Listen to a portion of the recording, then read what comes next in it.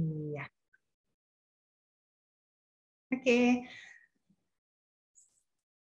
Mbak Meti mohon bantu saya kalau nanti share screen untuk admit peserta. Baik.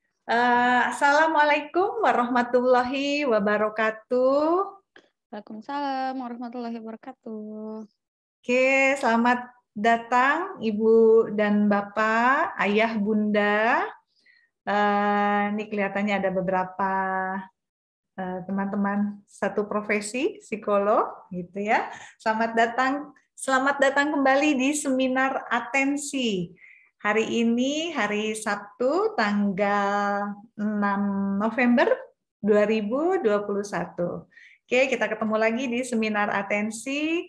Perkenalkan sebetulnya kalau udah beberapa yang sering hadir sih mungkin tahu ya. Perkenalkan, nama saya Eva Silvana, saya seorang psikolog anak remaja. Hari ini saya akan menemani, saya sebagai host di sini akan menemani narasumber. Nah, sebelum saya sebutkan narasumbernya, tema seminar atensi hari ini adalah healthy discipline. Menerapkan disiplin yang sehat pada anak. Ya juga ya, jadi kadang kita sebagai orang dewasa, sebagai pendamping anak, bukan kadang sih, seringkali gitu ya, seringkali merasa ini anak kok susah sekali ya diatur. Padahal kurang apa lagi saya sudah menerapkan disiplin cara A, cara B, cara C, sudah banyak cara gitu. Itu juga yang saya temukan sebetulnya di ruang praktek. Sudah Bu, saya sudah mencoba ini, sudah Bu, saya sudah mencoba ini, tapi kok anak saya tetap aja sulit saya atur. Nah, ini kita nanti akan ditemani oleh narasumber. Nah, narasumbernya masih muda sekali. Masih muda sekali dan cantik sekali. Nah, narasumber kita hari ini dengan tema healthy disiplin, menerapkan disiplin yang sehat pada anak. Narasumber kita kali ini adalah Mbak Meti Zakila B, MC psikolog. Beliau sebagai psikolog anak. Nah, coba kita sapa sebentar ya. Saya panggil Mbak Meti karena masih muda banget. Assalamualaikum Mbak Meti. Waalaikumsalam Mbak Eva. Alhamdulillah ya, masih terlihat muda ya. Iya. Halo Mbak Meti. Nah, Mbak Meti ini di Jakarta ya, Mbak?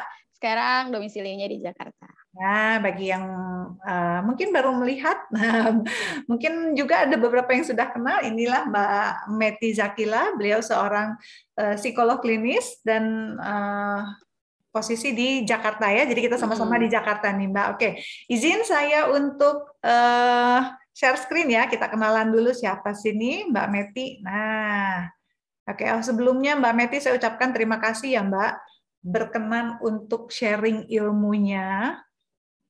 Oke, berkenan untuk sharing ilmunya untuk kami semua. Kami semua tuh di sini ada orang tua, mungkin ada guru, ada beberapa guru juga biasanya. Mudah-mudahan bermanfaat bagi kita semua. Makasih banyak ya Mbak Meti ya. Oke, izin untuk share screen. Kita kenalan dulu nih. Kan katanya kata orang tak kenal maka tak sayang. Udah muncul ya di screen ya. Oke, nah inilah Mbak Meti Zakilabe, MC psikolog. Beliau sebagai psikolog klinis. Oke. Nah, Mbak Meti ini sebetulnya concern kepada ini ya Mbak. Jadi Mbak Meti ini concern terhadap mindful parenting dan play therapy. Ini spesialisasinya memang di situ. Mindful parenting dan play therapy. Nah, ini beberapa skill yang memang sekarang sudah dikuasai oleh Mbak Meti sebagai clinical assessment. Kemudian, nah karena Mbak Meti pernah beberapa tahun juga tinggal di Jepang, ya, ini keren banget nih, ada 3 bahasa yang dikuasai. Boleh nanti kalau presentasinya mau dalam bahasa Jepang, silahkan. Oke, latar belakang pendidikan Mbak Meti.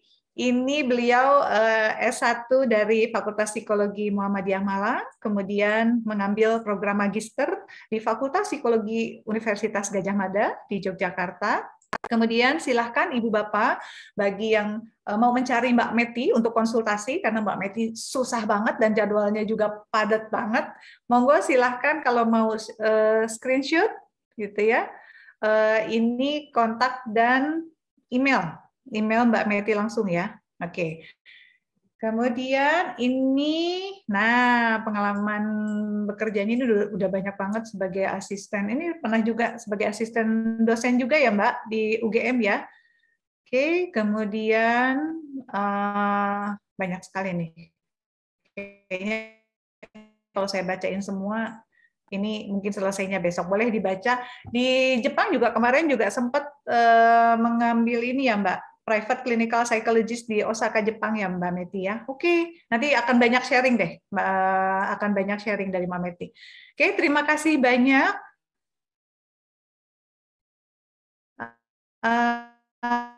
Nanti mungkin Mbak Meti lain. Ya, baik. Itu perkenalan singkat untuk narasumber. Monggo Mbak Meti untuk waktu dan screen-nya. Silahkan. Oke, Assalamualaikum warahmatullahi wabarakatuh. Salam kenal semuanya. Senang sekali bisa kumpul pagi ini ya, bareng sama teman-teman sekalian. Semoga nanti apa yang saya sampaikan bisa ada manfaatnya di sini, amin. Gitu. Nah, sebelumnya saya langsung share screen aja kali ya.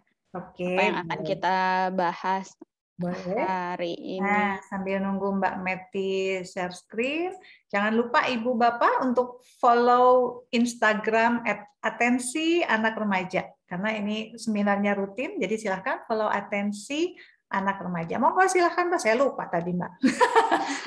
Silahkan Mbak. Udah muncul Mbak. Udah muncul ya. Tip.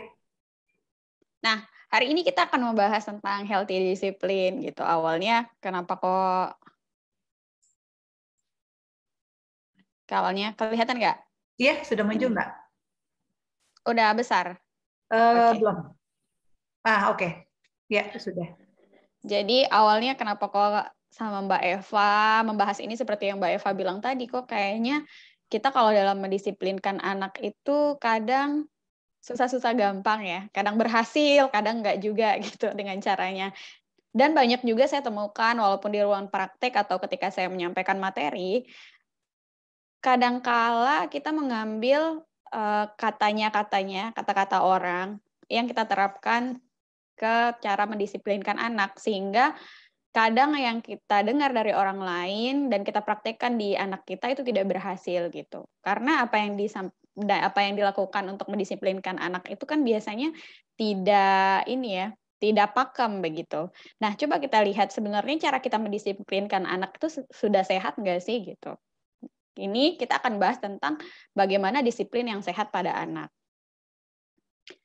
Sebenarnya kata disiplin itu sendiri yang harus kita pahami ya, karena kita tuh berada di Indonesia, di mana dulu mungkin ketika zaman kita masih kecil, didisiplinnya tuh dengan cara yang otoriter, dengan cara yang sangat keras gitu.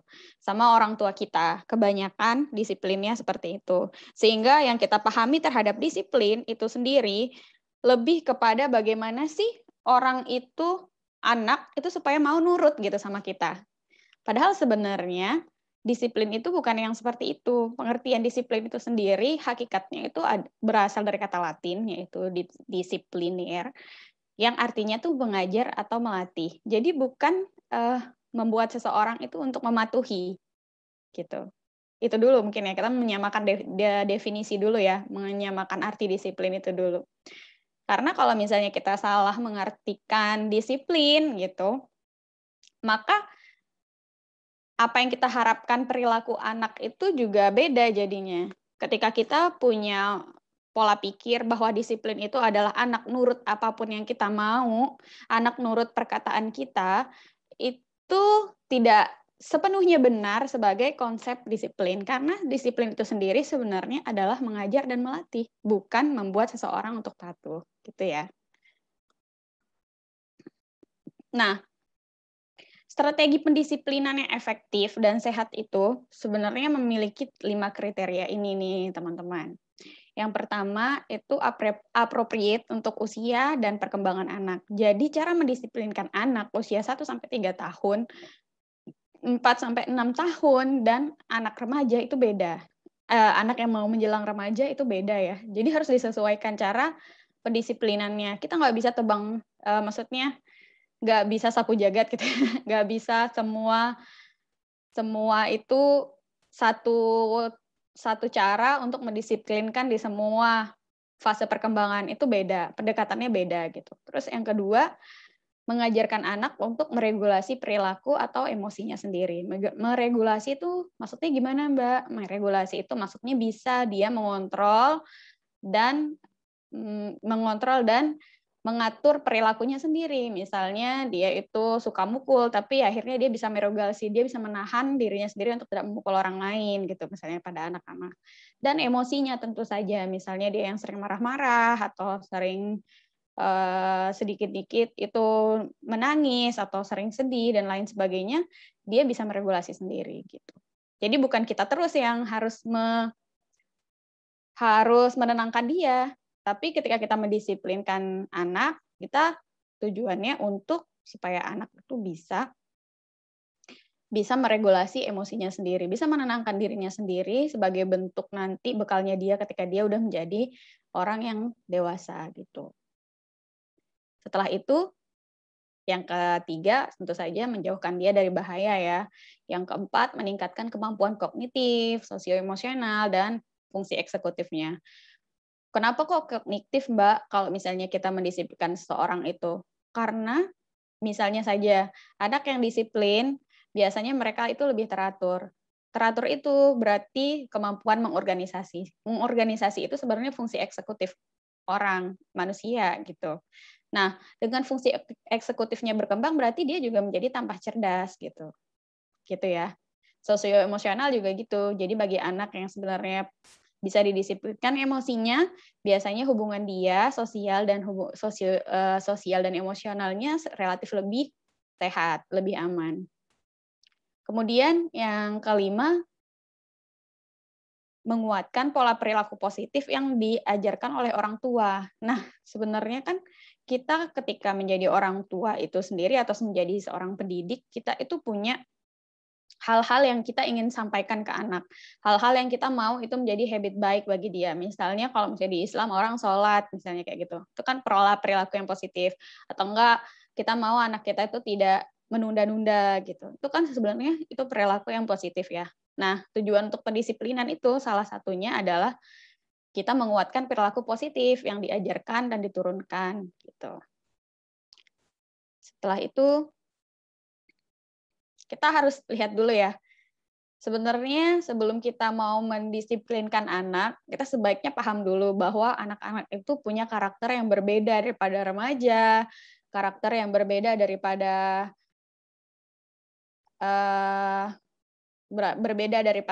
orang yang sudah dewasa gitu.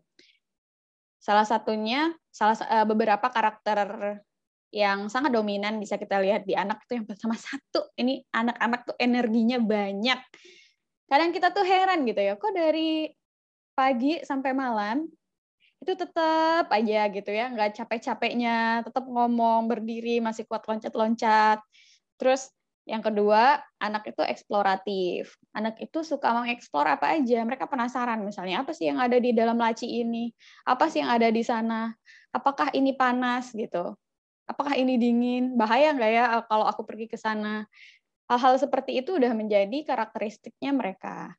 Kemudian yang ketiga masih berkembang nih fungsi kognitifnya. Anak-anak itu belum sepenuhnya bisa berpikir seperti orang dewasa ya. Jadi mereka masih punya perkembangan dengan kontrol dirinya. Anak-anak itu misalnya mereka terutama toddler ya.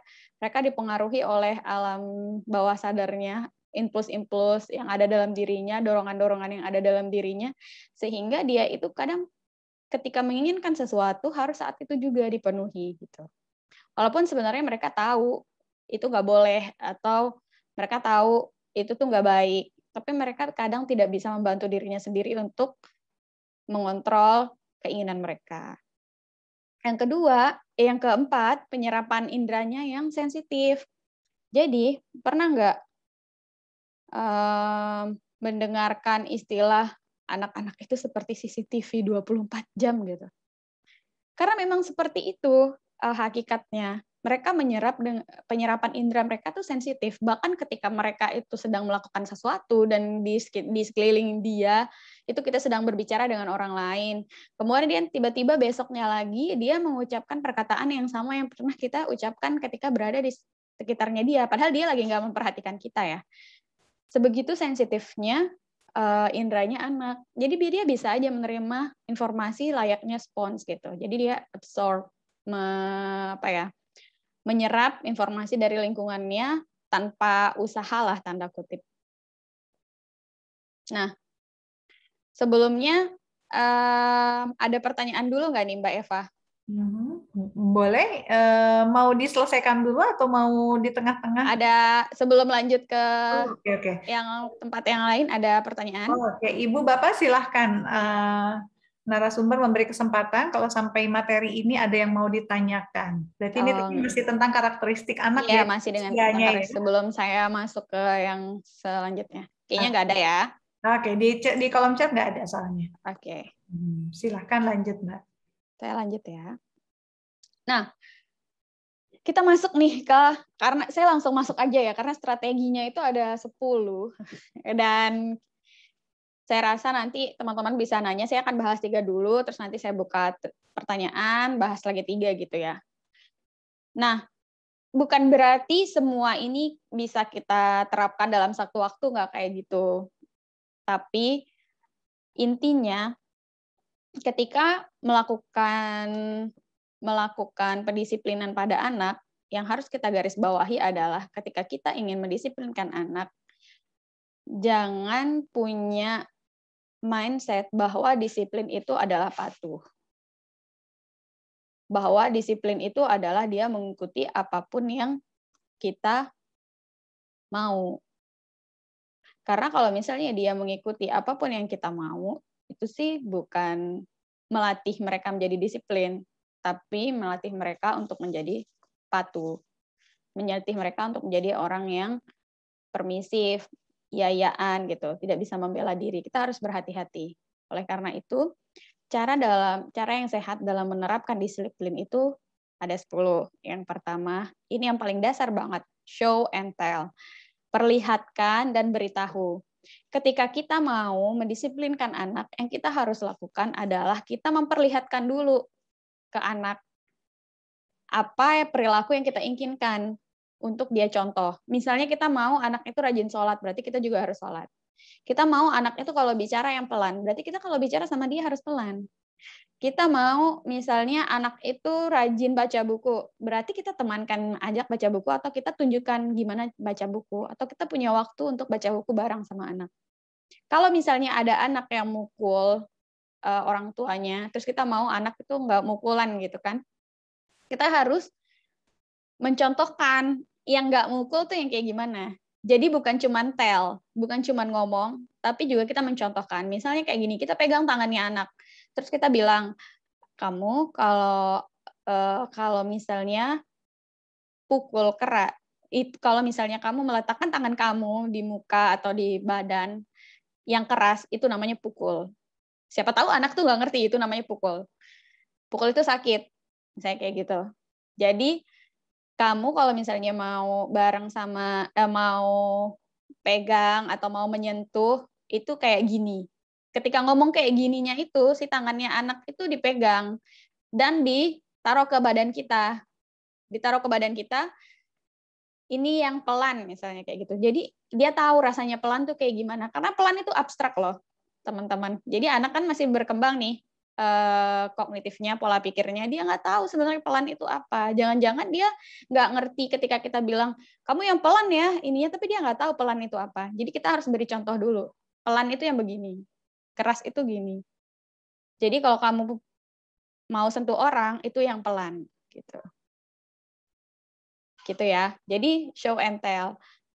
Apa aja terserah. Jadi semua tuh, misalnya kita mau anak bisa makan sendiri. Berarti kita harus mencontohkan anak untuk bagaimana caranya menyendok kan. Jadi kita contohin dulu gimana caranya menyendok, setelah itu beri anak kesempatan untuk belajar menyendok gitu. Semua kalau show and tell sih di semua tahap perkembangan anak bisa dipakai ya. sampai remaja juga kadang bisa dipakai gitu. Jadi anak-anak soalnya mereka lebih mencontoh, mereka akan memproduksi perilaku bukan apa yang kita nasehatin sama anak, tapi lebih banyak kepada apa yang kita tunjukkan sama anak. Jadi kalau misalnya kita marah, misalnya anak marah sama kita, terus dia teriak-teriak, terus kita mendisiplinkannya dengan cara teriak juga, misalnya gini, kamu, kita suaranya kencang ya, kamu jangan kayak gitu. Gak boleh teriak-teriak, tapi kita dengan cara teriak-teriak. Itu yang dicontoh sih bukan nggak teriak-teriaknya, tapi cara teriak-teriaknya kita. Karena anak tuh apa sih yang berkembang lebih dulu? Visualnya dulu kan, penglihatannya dulu. Manusia itu sepersekian detik dia melihat visual dulu sebelum dia melihat sebelum dia mendengar. Kan kekuatan cahaya lebih cepat daripada kekuatan suara. Jadi mata kita kan merefleksikan cahaya ya, dan kita bisa melihat secara visual gitu. Jadi kita melihat dulu, kita menangkap sesuatu itu secara visual dulu sebelum kita menangkap sesuatu itu secara auditori, secara pendengaran gitu. Jadi apa yang kita lihat, makanya walaupun orang ngomongnya halus tapi mukanya tuh nggak enak, kadang kita merasa aneh kan. Nah, gitu pun juga yang dirasakan oleh anak. Gitu. Kemudian set limit. Set limit ini maksudnya berikan aturan yang jelas dan konsisten. Jadi anak itu sebenarnya sebaiknya dalam mendisiplinkan anak itu jangan terlalu banyak atau tidaknya, jangan terlalu banyak larangannya. Tapi bukan berarti anak itu bebas. Jadi ada yang namanya ground rules. Ground rules itu adalah aturan dasar yang harus disepakati bersama oleh anak, dan anak nggak boleh melanggar itu. Misalnya dia boleh main apa aja, tapi dengan syarat 1, nggak menyakiti orang lain, 2, nggak menyakiti dirinya sendiri, 3, dia nggak merusak apa yang ada di lingkungan gitu. Dan terserah ground rule-nya yang lain, tapi yang logis ya, bukan yang mengikat mereka untuk tidak bereksplorasi, tapi malah justru agar kita itu tidak terlalu banyak melarang anak dalam mengeksplorasi. Jadi batasan itu ada, tapi kebebasan juga ada gitu. Kebebasan yang bertanggung jawab. Jadi anak itu ketika kita mendisiplinkan ada limit, tapi limitnya itu sifatnya tidak terlalu banyak. Karena kalau terlalu banyak aturan juga anak-anak jadi susah bereksplorasi. Jadi misalnya nih, kalau teman-teman punya anak dan mau distimulasi, biasanya ya ibu-ibu ya, mau menstimulasi anak, yang pertama dilakukan itu bukan pergi ke IKEA beli barang-barang bagus ya. Yang pertama dilakukan itu justru membereskan rumah supaya rumah kita itu aman bagi anak, sehingga anak itu bisa bereksplorasi dan kita nggak terlalu banyak melarang dia melakukan apapun gitu. Jadi yang punya Gucci justru harusnya dipersiapkan ya lingkungannya, dimasukkan dulu Gucci-nya, dikunci lemarinya yang nggak berbahaya bagi anak gitu. Setelah itu yang ketiga, beri konsekuensi. Nah, ini kita harus beritahukan dengan tegas pada anak tentang konsekuensi dari perilakunya dia. Konsekuensi perilaku itu ada yang namanya konsekuensi logis. Misalnya kalau kamu pegang api maka tanganmu akan kebakar, itu konsekuensi logis. Atau konsekuensi logis yang bisa yang bisa dipahami oleh anak tentu saja ya. Nah, kalau misalnya kita hanya bilang enggak bisa, nggak boleh gitu. Sementara anak tuh nggak tahu kenapa sebenarnya dia nggak boleh melakukan itu, anak kan biasanya lebih penasaran, sehingga kita nggak bisa melakukan pendisiplinan yang bagus. Jadi gitu ya. Atau enggak, salah satu konsekuensi logis lainnya itu adalah ketika kamu misalnya kamu mainnya kasar sama mainan kamu, nanti mainan kamu bisa rusak gitu kan. Ketika mainan kamu rusak, kamu nggak bisa main mainan ini lagi gitu. Jadi diberitahu sama anak, misalnya anak suka lempar-lempar mainan gitu. Terus ditunjukkan, terus balik lagi ke show and tell, ditunjukkan, oh gini loh caranya main dengan ini gitu. Gini loh caranya memperlakukan, yang boleh dilempar itu yang lain, bukan ini gitu. Tapi apa namanya? Ketika misalnya, dan ketika kita memberikan konsekuensi sama anak, berikan konsekuensi yang memang kita itu bisa untuk melakukannya. Misalnya kayak gini, kamu kalau misalnya nonton TV-nya sambil teriak-teriak, misalnya kayak gitu ya, kan kadang ada anak tuh yang heboh kalau nonton TV, sambil loncat-loncat gak karuan, misalnya kayak gitu, mami matiin ya TV-nya. Biasanya kan ada yang kayak gitu ya. Nah, ketika kita memberikan konsekuensi, kita matiin TV, bisa nggak kita tuh benar-benar matiin TV? Kalau nggak bisa, jangan ngancam kayak gitu. Karena konsekuensinya tuh harus bisa benar-benar konsekuensi yang bisa diberikan. Jangan misalnya konsekuensi yang nggak bisa diberikan tuh contohnya, kamu kalau misalnya nakal, mama kasih kamu ya ke om yang ada di sana ya. Kayak gitu kan, kadang kita ngancam. Atau enggak, kamu kalau misalnya nakal, mami laporin ke polisi ya, biar kamu sana loh di polisi sana, gitu misalnya kayak gitu kan. Nah itu sebenarnya bukan sesuatu yang disarankan, karena itu bukan sesuatu yang bisa kita benar-benar lakukan gitu. Jadi anak merasa kayak itu nggak akan ada, dia nggak mendapat konsekuensi apapun ketika dia berbuat sesuatu yang nggak baik gitu. Tapi nggak juga ya konsekuensinya, oh berarti yang bisa saya lakukan, saya cubit Mbak. Jadi kamu kalau misalnya nakal, mami cubit, tapi saya bisa Mbak cubit, ya nggak kayak gitu. Maksudnya tuh yang kita mampu untuk lakukan, ya tapi jangan juga yang berlebihan gitu loh. Karena anak-anak itu paham kalau kita lagi gertak sambal gitu. Anak-anak itu paham secara perilaku. Kalau misalnya kita nggak bisa, dia nggak punya konsekuensi apapun tentang apa yang dia lakukan, maka dia akan belajar bahwa sebenarnya aku melakukannya ataupun nggak melakukannya itu sama aja. Terus yang kedua, ketika memberikan konsekuensi, jangan ambil apa yang benar-benar dibutuhin anak. Misalnya, kamu kalau misalnya nakal nggak mau dikasih makan, itu kan anak butuh ya. Jangan ambil yang benar-benar dibutuhkan sama anak. Jadi ketika memberikan konsekuensi, jangan ambil yang benar-benar dibutuhkan sama anak. Apalagi makan, kebutuhan pokoknya misalnya. Atau enggak dia nggak boleh main seharian. Itu kan sebenarnya mengambil sesuatu yang dibutuhkan anak ya. Karena anak kan butuh bermain. Gitu misalnya. Sampai yang 3 itu, adakah pertanyaan dulu? Oke, silahkan Ibu dan Bapak. Tadi sebetulnya sudah ada yang raise hands ya. Apa ya? Pak Muhammad. Sebentar, saya cari dulu. Boleh silahkan open mic aja langsung mungkin ya, Mbak Meti ya. Iya, silahkan. Silahkan kalau Ibu dan Bapak yang mau bertanya langsung. Bapak M. Rashid Ridho. Silahkan Pak.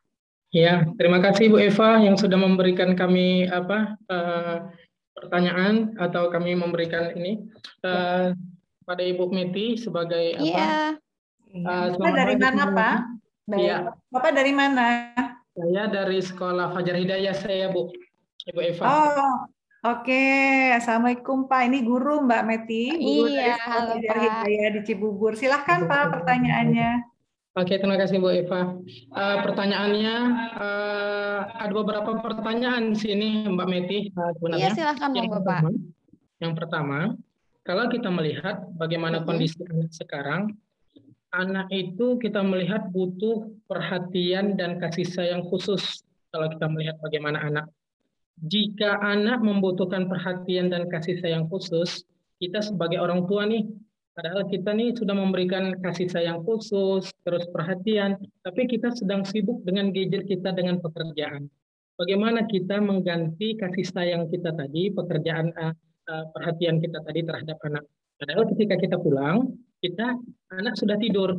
Besok paginya mereka sudah pergi lagi ke sekolah. Itu yang pertama. Yang kedua, masalah sekarang adalah kita ini lagi banyak online. Jadi kalau kita melihat pembelajaran ini sekarang sudah memakai Google Room atau via Zoom. Jadi anak-anak itu kebanyakan dikasih kepercayaan dari kedua orang tuanya untuk memegang handphone. Sehingga kalau kita melihat, saya sebagai guru sendiri, ada anak-anak ketika dia lagi belajar, Mbak Meti, Iya.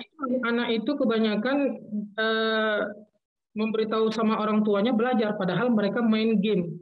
Sehingga ketika ditarik handphonenya sama orang tuanya, mereka kita melihat agak frustasi, dalam artian frustasi karena sudah kecanduan game tadi, sehingga ketika diambil handphonenya sama kedua orang tuanya, baik ayah bundanya, mereka merasa kehilangan segala-galanya.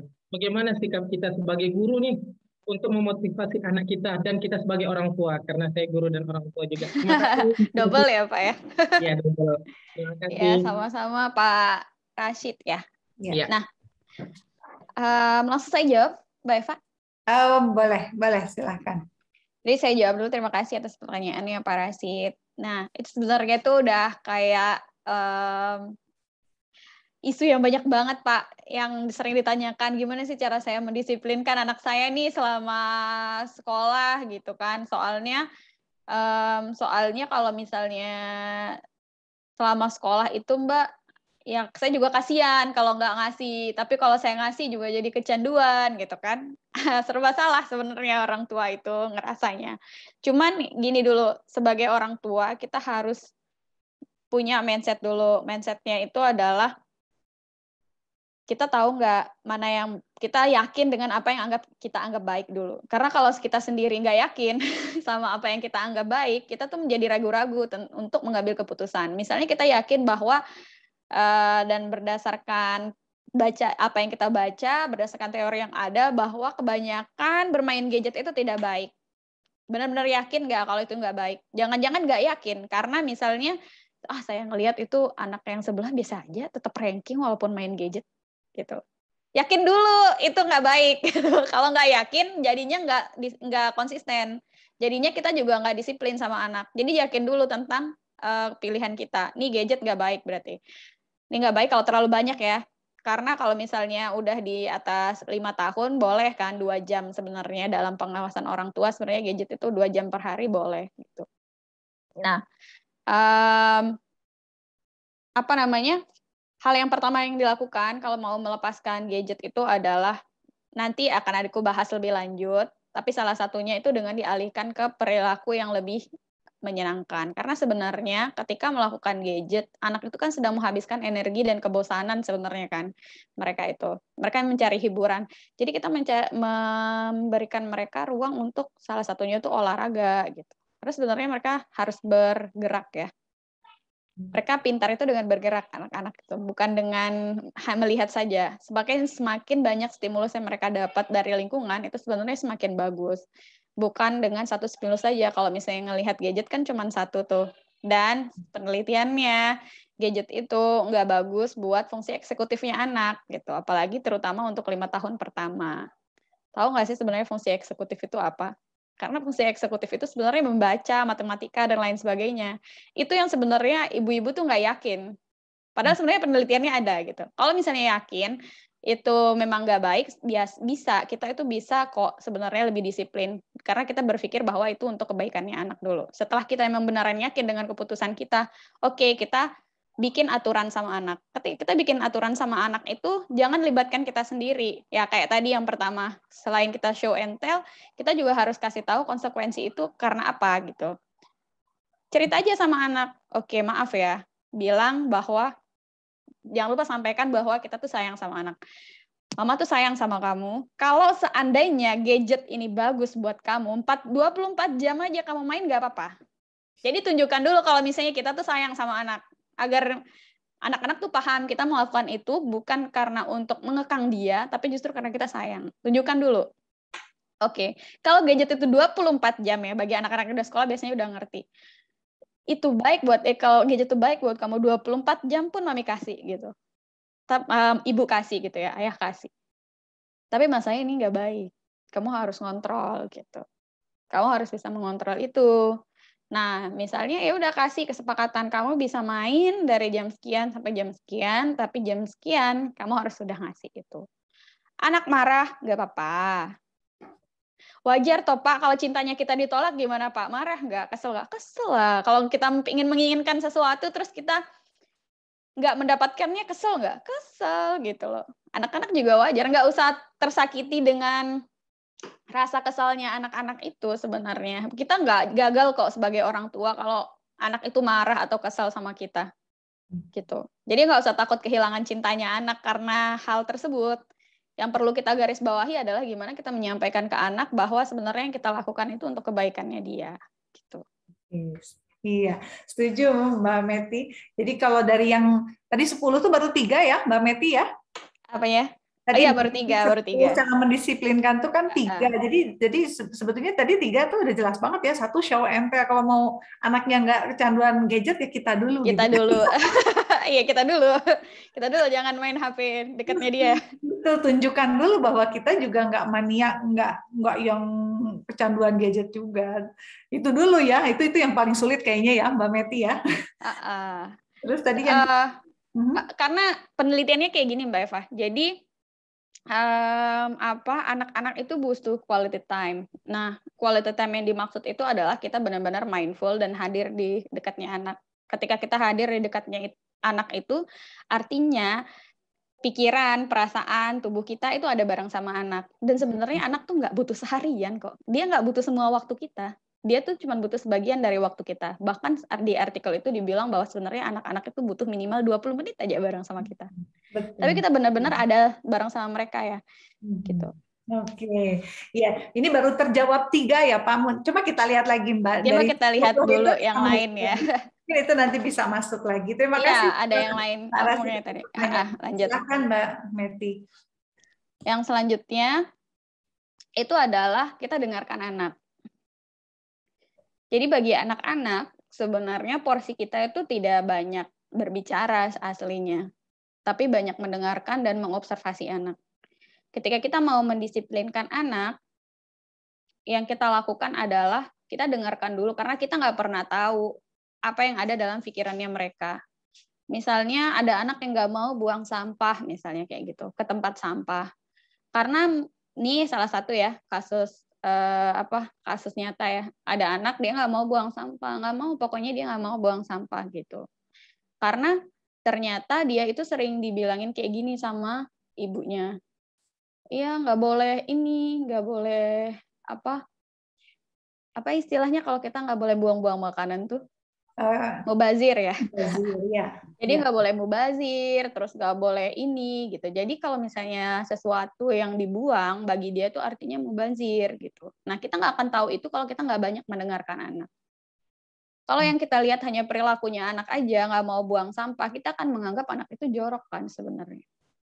Anaknya jorok nggak mau buang sampah, nggak disiplin gitu kan.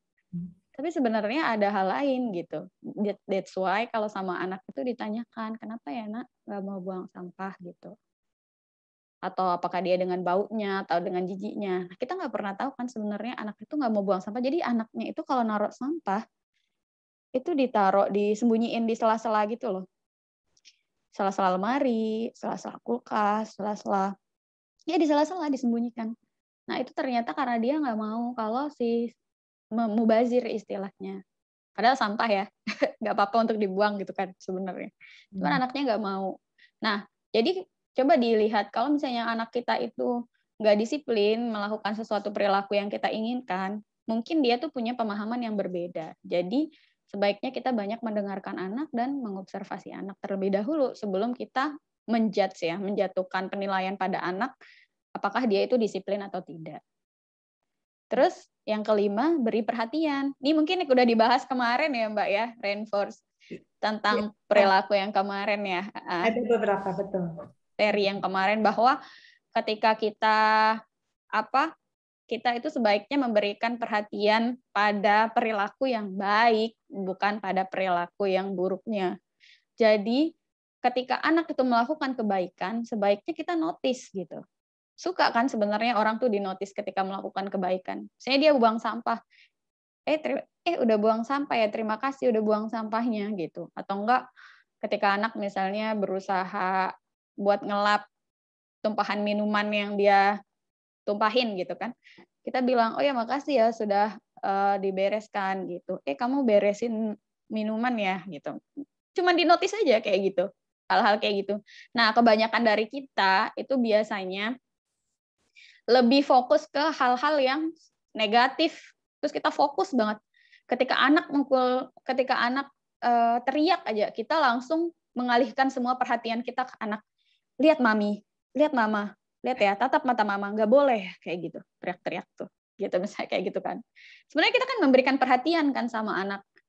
Makanya biasanya susah dia menghilangkan perilaku-perilaku itu karena sebenarnya ketika dia melakukan perilaku yang negatif justru dia mendapatkan perhatian gitu dari kita. Tapi kalau misalnya dia melakukan sesuatu yang positif dia nggak dinotis. Bukan berarti kita kalau misalnya dia melakukan kesalahan nggak nggak ditegur, nggak kayak gitu. Tapi maksudnya tuh seimbang. Jadi ketika dia melakukan kesalahan sebaiknya kita notice tapi nggak terlalu dibuat seolah-olah sesuatu yang momok dan sangat istilahnya sangat aib gitu. Nggak kayak gitu.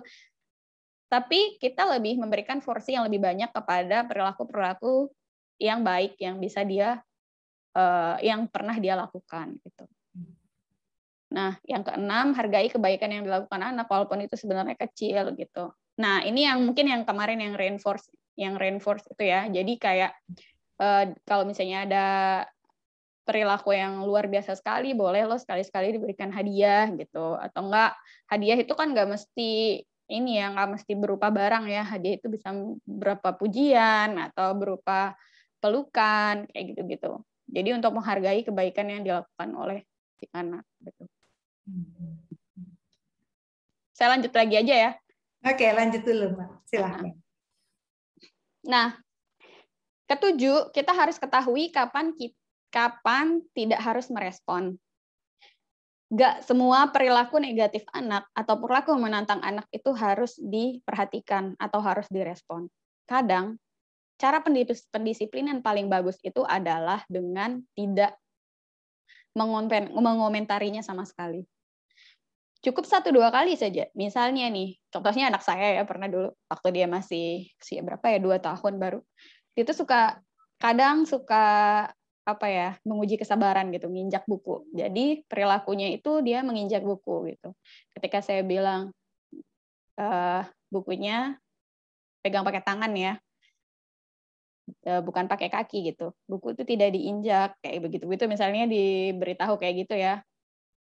Tapi dia kayak gitu sambil senyum-senyum gitu, tetap melakukan itu. Dia merasa ternyata kalau diperhatikan berarti dia sebenarnya merasa mendapatkan perhatian kan dengan hal itu. Dia merasa diperhatikan ketika dia melakukan injak-injak buku itu. Wah, aku mendapatkan perhatian, muka mama aku berubah gitu. Hal yang menarik gitu bagi dia. Akhirnya yang saya lakukan adalah saya cuma ambil bukunya dan saya bilang pegang pakai tangan, saya taruh di tangannya dia. Setelah itu ya udah nggak saya tanggapi lagi. Ketika dia nginjak, saya ngambil lagi bukunya, saya kasih ke tangan. Tapi biasa aja, nggak sambil marah, nggak sambil pelototin gitu ya, kayak hal yang biasa gitu. Jadi bagi dia kan ya nggak menyenangkan lagi nih gitu.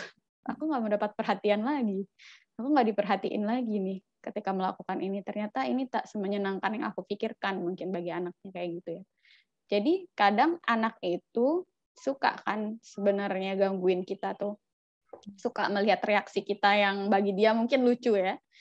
Suka melihat kita marah, kadang suka menguji kesabaran gitu. Nah, ketika itu memang sesuatu yang dia lakukan dengan sengaja, kita ngelihat cara ngelihatnya tuh kadang dia tuh ada mesem-mesemnya, kadang dia makin dibilangin tuh malah makin jadi. Nah, itu berarti salah satu tindakan yang sebenarnya kita nggak harus merespon tindakan itu. Karena sebenarnya itu dia melakukan pure karena dia ingin menguji. Pure karena dia ingin diperhatikan gitu. Jadi diabaikan aja. Tapi dengan catatan walaupun kita mengabaikan, kalau misalnya ada perilaku yang buruk, misalnya dia mukul terus kita nggak mengabaikan dia gitu. Terus dia terus mukul, kita biarin nggak kayak gitu. Jadi ketika dia mukul ya udah kita pegang tangannya terus kita bilang maaf ya, mama nggak suka dipukul gitu. Ketika dia tetap mukul ya udah tahan aja tangannya, tapi nggak diberikan perhatian apa-apa, cuma ditahan gitu. Kalau misalnya dia tetap kayak gitu di sana, kita pergi. Kita tunjukkan bahwa sebenarnya itu nggak menyenangkan. Gitu. Ketika pergi dari sana, kita bilang kita nggak suka. Nanti nggak, sekali dua kali dia merasa, sekali dua kali kita sabar gitu ya menanggapinya. Ketiga kali kita bereaksi, biasanya dia balik lagi. Jadi tahan dulu ya sampai 5 kali gitu. Sampai 5 kali biasanya dia udah 3 kali lebih gitu, biasanya dia udah mengerti bahwa sebenarnya dia nggak mendapatkan apa-apa dengan itu, dia nggak mendapat perhatian apa-apa. Jadi biasanya dia akan berhenti. Kedelapan itu antisipasi masalahnya. Jadi kalau misalnya kita itu tahu anak kita tuh sebenarnya nggak suka di tempat yang rame banget, berarti hindari dulu hal-hal yang bisa bikin dia overwhelm atau hal-hal yang bisa bikin dia tantrum. Misalnya kita tahu kalau misalnya pergi ke tempat mainan itu pasti bikin dia tantrum. Berarti kita latih dulu dia ke hal-hal yang lebih kecil, kita siapkan lingkungannya. Misalnya kita ajak dia belanja ke tempat yang dia bisa ngontrol, misalnya ke Indomaret atau ke supermarket yang nggak ada mainan yang dia bisa ngontrol. Misalnya dia pengen ngambil, terus kita bisa kasih tahu dia kalau itu nggak boleh gitu. Kalau ketika dia udah bisa, baru diajakin ke tempat mainan, misalnya di mana dia kalau nggak dibeliin ya juga nggak akan guling-guling gitu. Jadi kadang ketika kita mau mendisiplinkan anak, hal itu tuh terlalu too good to ignore gitu loh bagi anak. Jadi terlalu bagus untuk dia abaikan. Ya sama kayak kita, misalnya lagi diet gitu kan. Kita ngelihat makanan enak gitu kan. Ya itu terlalu menggiurkan untuk diabaikan gitu. Anak-anak juga kayak gitu. Ya siapa sih anak-anak yang nggak suka mainan misalnya kayak gitu. Apalagi ada mainan figur yang dia suka gitu. Itu kan sama aja kayak kita tanda kutip menguji anak kan. Sama kayak orang puasa kita makan di depannya kan itu nggak sopan ya. Jadi sama juga cara kita menanggapi anak itu ya gitu. Kita antisipasi masalahnya dengan kita menghindari dulu tempat-tempat tertentu yang bisa bikin dia tantrum atau lingkungan-lingkungan yang bisa bikin dia tantrum sampai dia punya regulasi diri dan perilaku. Bisa juga kita kasih tahu dulu di anak tentang apa yang kita akan lakukan. Misalnya, oke, hari ini kita mau tamasya, yang kita lakukan itu adalah misalnya mau tamasya ya, mau ke taman gitu, atau kita mau ke museum. Oke, hari ini kita mau ke museum. Bagus lagi kalau ada videonya atau ada fotonya. Di museum itu barang-barangnya itu sangat dijaga. Jadi ada di dalam satu tempat yang dia itu dijaga sama orang lain. Jadi kita juga harus menghargai. Kita nggak pegang-pegang sembarangan misalnya gitu. Kadang kan ada kan kalau anak yang suka masuk-masuk ke wilayah yang udah digarisin misalnya di museum yang sebenarnya dia nggak boleh masuk ke sana. Nah, itu dikasih tahu dulu anaknya. Sehingga dia ketika di sana dia tahu apa yang harus dilakukan dan kita cuma tinggal tinggal ngingetin aja tentang apa kesepakatan yang ada di rumah. Jadi kita bikin kesepakatan dulu. Oke, kalau kamu mau ngikut aturan itu kita pergi. Tapi kalau misalnya kamu nggak mau ngikut berarti kita nggak pergi. Gitu. Kamu setuju? Oke, setuju. Kalau setuju ya silahkan. Jadi kita bisa, kalau dia udah setuju, kita bisa bawa dia. Kalau dia berperilaku seperti itu lagi, kita bisa tegur di museum misalnya kayak gitu. Kamu sudah setuju ya? Soalnya kalau misalnya kamu ini, kita nggak bisa lanjutkan tur ini, misalnya kayak gitu. Kemudian yang kedua ya amankan lingkungan anak ya. Biasanya anak yang lebih kecil itu kan kayak harus diamankan lingkungannya. Karena kan anak-anak nggak punya kontrol ya di bawah 3 tahun. Biasanya anak-anak itu nggak terlalu bisa mengontrol perilakunya mereka sendiri gitu. Jadi walaupun mereka bisa, tapi nggak di setiap saat bisa mengontrol perilakunya sendiri. Sehingga yang kita lakukan adalah sebisa mungkin memberikan lingkungan atau mempersiapkan lingkungan yang aman, yang bisa nggak bikin dia, yang bisa buat dia itu sebenarnya nggak terlalu banyak mendapatkan kata tidak dari kita. Sehingga dia tuh percaya diri gitu, jadi anak yang percaya diri. Selanjutnya, yang ke-9 adalah alihkan perilaku yang negatif. Jadi, berikan pengalihan pada aktivitas yang lain. Pernah lihat anak main colokan? Pernah lihat anak main colokan kan ya? Iya, betul. Biasanya anak kan suka cabut-cabut colokan, kan itu bahaya kan listrik. Sebenarnya kita harus lihat, dia tuh sebenarnya lagi sensitif gerak, misalnya periode sensitifnya dia untuk bergerak, atau dia itu lagi melatih otot-otot tangannya gitu ya. mau persiapan dia untuk menulis, biasanya kan pensil grip, ketika ada pensil grip itu dia suka usil, pegang apa-apa, ngebongkar apapun gitu. Ini mau nyoba. Nah, setelah itu kan dia biasanya tarik-tarik colokan kan. Ketika dia tarik-tarik colokan itu, kadang ketika kita larang, kamu jangan main tarik-tarik colokan ya, bahaya soalnya, misalnya kayak gitu. Ada listriknya. Nah, terus dia pergi sebentar, dia balik lagi, dia cabut lagi, misalnya kayak gitu kan. Ketika itu yang terjadi, maka alihkan kebutuhan dia apa, mencabut ya, misalnya kayak gitu, perilaku yang dia pengen tuh mencabut, atau enggak dia tuh pengen melatih otot-ototnya, tangannya, berarti berikan dia stimulus tentang itu, ganti gitu, ganti apa yang dia kerjakan dengan sesuatu yang lain, misalnya meremas spons atau mencabut yang lain gitu loh, mencabut rumput. Nah, itu bagus tuh. Itu yang saya lakukan ya. Mencabut rumput atau bantu ibunya di dapur tuh metik-metikin kangkung, hal-hal yang kayak gitu loh, yang membuat dia itu tetap mendapatkan stimulus yang dia butuhkan, namun tidak pada hal-hal yang berbahaya. Jadi dialihkan perilaku negatifnya, gitu, dengan sesuatu yang lebih positif. Gitu. Sama kayak anak-anak suka lari gitu kan di rumah. Ya udah sekali-kali bawa dia ke lapangan, kasih dia lari sampai capek gitu. Jadi di rumah misalnya nggak boleh loncat-loncat di mana, kasih dia main di mana, misalnya loncat-loncat di taman dan lain sebagainya, yang bisa bikin dia itu terpenuhi geraknya, tapi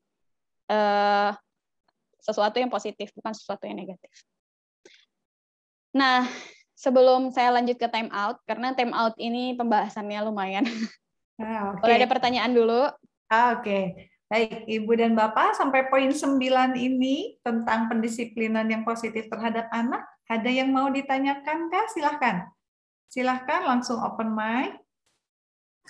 Miss, tadi ketinggalan yang sebelumnya, boleh lihat, Miss? Oke. Slide sebelumnya. Yang ini. Oh iya, makasih. Oke. Silahkan Ibu. Sambil mencatat ya. Betul. Langsung mau dipraktekkan. Oke. Silahkan kalau mau ditanya, ada yang mau ditanyakan, Bu? Ya, makasih, Miss. Oh, ada dari... Belum. Oh, belum. Oke, baik. Ada yang raise hand dari Ando. Dari Pak Ando. Oh, dari Ando. Silahkan. Langsung open mic. Assalamualaikum, Mbak Meti. Waalaikumsalam. Ya, tadi yang bisa dijelasin lebih detail lagi nggak yang nomor 7 tadi itu? Yang nomor 7. Apa yang menantang itu? Munculkan lagi screen-nya. Bentar ya.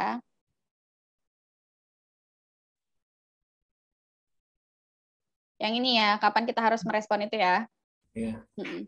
Ada pertanyaannya terkait apa Pak yang bikin bingung, Pak Ando? Maksudnya ada bisa dijelasin lebih detail lagi gitu.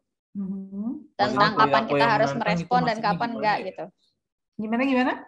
Perilaku yang menantang untuk menarik perhatian. Maksudnya apa ya? Maksudnya apa? Oke. Jadi perilaku yang menantang itu kita menyebut perilaku challenging behavior ya. Jadi perilaku yang menantang. Jadi maksudnya perilaku yang menantang itu yang seolah-olah menantang itu maksudnya menantang kitanya, bukan menantang anaknya ya. Jadi menantang bagi kita untuk mendisiplinkannya gitu. Misalnya dia menginjak-injak buku, atau misalnya dia suka menjatuhkan piring yang pecah belah, misalnya kayak gitu. Atau dia suka, biasanya kalau anak toddler punya adik yang jaraknya nggak terlalu dekat, itu kan biasanya dia juga suka gangguin adiknya gitu. Itu disebut dengan perilaku yang menantang. Nah, biasanya anak-anak itu melakukan perilaku yang menantang untuk menarik perhatian orang tuanya. Melakukan perilaku yang sebenarnya dia tahu orang tuanya tuh nggak suka, tapi perilaku itu dia lakukan untuk mendapatkan perhatian. Karena dia ngerasa kalau dia melakukan perilaku itu, orang tuanya itu akan memperhatikan dia. Kayak gitu. Ada versi lebih ekstrimnya ya. Jadi kalau misalnya saya punya pengalaman itu, kalau misalnya anak dia itu ketika nggak mendapatkan nggak mendapatkan perhatian, dia jedokin kepala ke meja. Itu versi ekstrim sih ya, anak kecil gitu. Dia kalau misalnya mencoba berkomunikasi sama orang tuanya, misalnya dia mau ini, tapi dia nggak diperhatiin gitu, dia dianggurin aja gitu. Yang dia lakukan adalah dia mentok kepalanya ke meja, kemana aja, ke meja, ke lantai gitu. Itu salah satu jenis perilaku menantang. Kadang juga perilaku menantang tuh naik-naik ke kasur gitu. Nah, hal-hal yang kayak gitu kadang terlihat, kita harus pandai mengobservasi ya. Hal seperti itu mereka lakukan itu bukan karena mereka tuh nggak tahu, mereka tuh butuh bantuan. Mereka nggak mau tahu gimana cara mendapatkan perhatian orang tuanya, sehingga itu yang biasanya mereka lakukan untuk mendapatkan perhatian. Sebisa anaknya gitu ya. Iya, semaunya. Ya. Semaunya dia. Artinya kadang dia sengaja jatuhin dirinya gitu. Artinya menantang itu menantang kita sebagai orang tua. Menantangin gitu ya. Oh, oke. Itulah menantang untuk ditaklukkan ya, kayak gitu maksudnya. Jadi itu yang diabaikan itu anaknya atau orang tuanya? Maksudnya yang diabaikan itu adalah kadang perilaku menantang itu sebenarnya nggak perlu ditanggapi. Nggak perlu ditanggapi kadang, tapi dicuekin. Kadang tuh mereka cuma butuh dicuekin. Pernah nggak ngelihat anak teriak gitu kan untuk mendapatkan perhatian orang tuanya? Nah, ketika dia teriak, ibunya kan biasanya kadang atau ayahnya kan kadang lari kan, langsung kamu kenapa misalnya kayak gitu. Nah, dari situ dia belajar bahwa kalau misalnya dia melakukan perilaku itu, maka dia itu akan mendapatkan perhatian gitu. Nah, itu kan sebenarnya salah pemikirannya dia kan. Harus dibenarin. Misalnya kita bilang, kamu bisa manggil dengan pelan dan mama atau papa itu bisa datang. Caranya dengan misalnya tepuk tangannya, misalnya itu sentuh dan kayak gitu. Nah, dan ketika dia melanjutkan lagi, terus dia masih kayak gitu, coba deh diabaikan. Siapa tahu sebenarnya dia tuh cuma butuh diperhatiin aja. Jadi abaikan. Ketika dia diabaikan. Asal nggak berbahaya bagi dia ya. Karena perilaku bisa sangat ekstrim. Kadang perilaku yang menantang itu bisa sangat ekstrim, kayak mentokin kepala. Nah, ketika kayak dia mentokin kepala, yang dilakukan tuh bukan, kamu jangan mentokin kepala ya Allah. Nggak kayak gitu. Itu perhatian banget bagi dia. Yang dilakukan adalah pegang kepalanya supaya nggak sakit. Terus ditahan gitu. Ditahan biar pokoknya nggak bahaya gitu kan, supaya dia nggak bahaya. Ditahan, jangan bicarakan apa-apa dulu, refleksikan saja emosinya. Misalnya kamu kesal, kamu bisa loh kalau misalnya kesal itu bisa peluk atau bisa datang. Atau kalau kamu memang kamu kesal banget tapi kamu pengen meletakkan kepala kamu boleh loh membenamkan muka kamu di bantal gitu, yang lebih aman ya. Itu menggunakan 2 teknik sekaligus ya, karena nggak bisa satu teknik kalau yang kayak gitu. Gitu ke anaknya. Jadi selama itu tidak membahayakan, perilaku yang sekiranya tidak sesuai, mohon diabaikan. Mohon diabaikan. Dan tanda kutip ya, kalau itu menarik perhatian. Kalau misalnya bukan perilaku yang sengaja dia untuk menarik perhatian, berarti ya jangan diabaikan. Tapi kalau perilakunya dia tuh berulang dan terlihat bahwa dia itu sebenarnya mencari perhatian orang tuanya, abaikan. Oke, iya, baik. Mudah-mudahan jelas ya. Ya, baik. Makasih, Mbak Miti. Oke, Mbak. Masih membuka pertanyaan atau mau lanjut? Kita lanjut dulu ya. Oke, Pak Rashid, nanti di-hold dulu pertanyaannya. Di-hold dulu ya. Ya, silakan. Nah, saya lanjut dulu ke ini yang sering banget disalahpahami sama ibu-ibu, bapak-bapak, orang tua sekalian, dan guru juga kadang kalau misalnya untuk mendisiplinkan anak-anak itu kita time out. Tahu kan istilah time out? Pernah dengar nggak? Time out itu kadang orang ngelihat anaknya tuh menghadap tembok, terus dia disuruh merenungi kesalahannya. Nah, banyak banget Mbak sebenarnya orang tuh, Mbak Eva, banyak banget sebenarnya orang tuh yang salah paham tentang time out.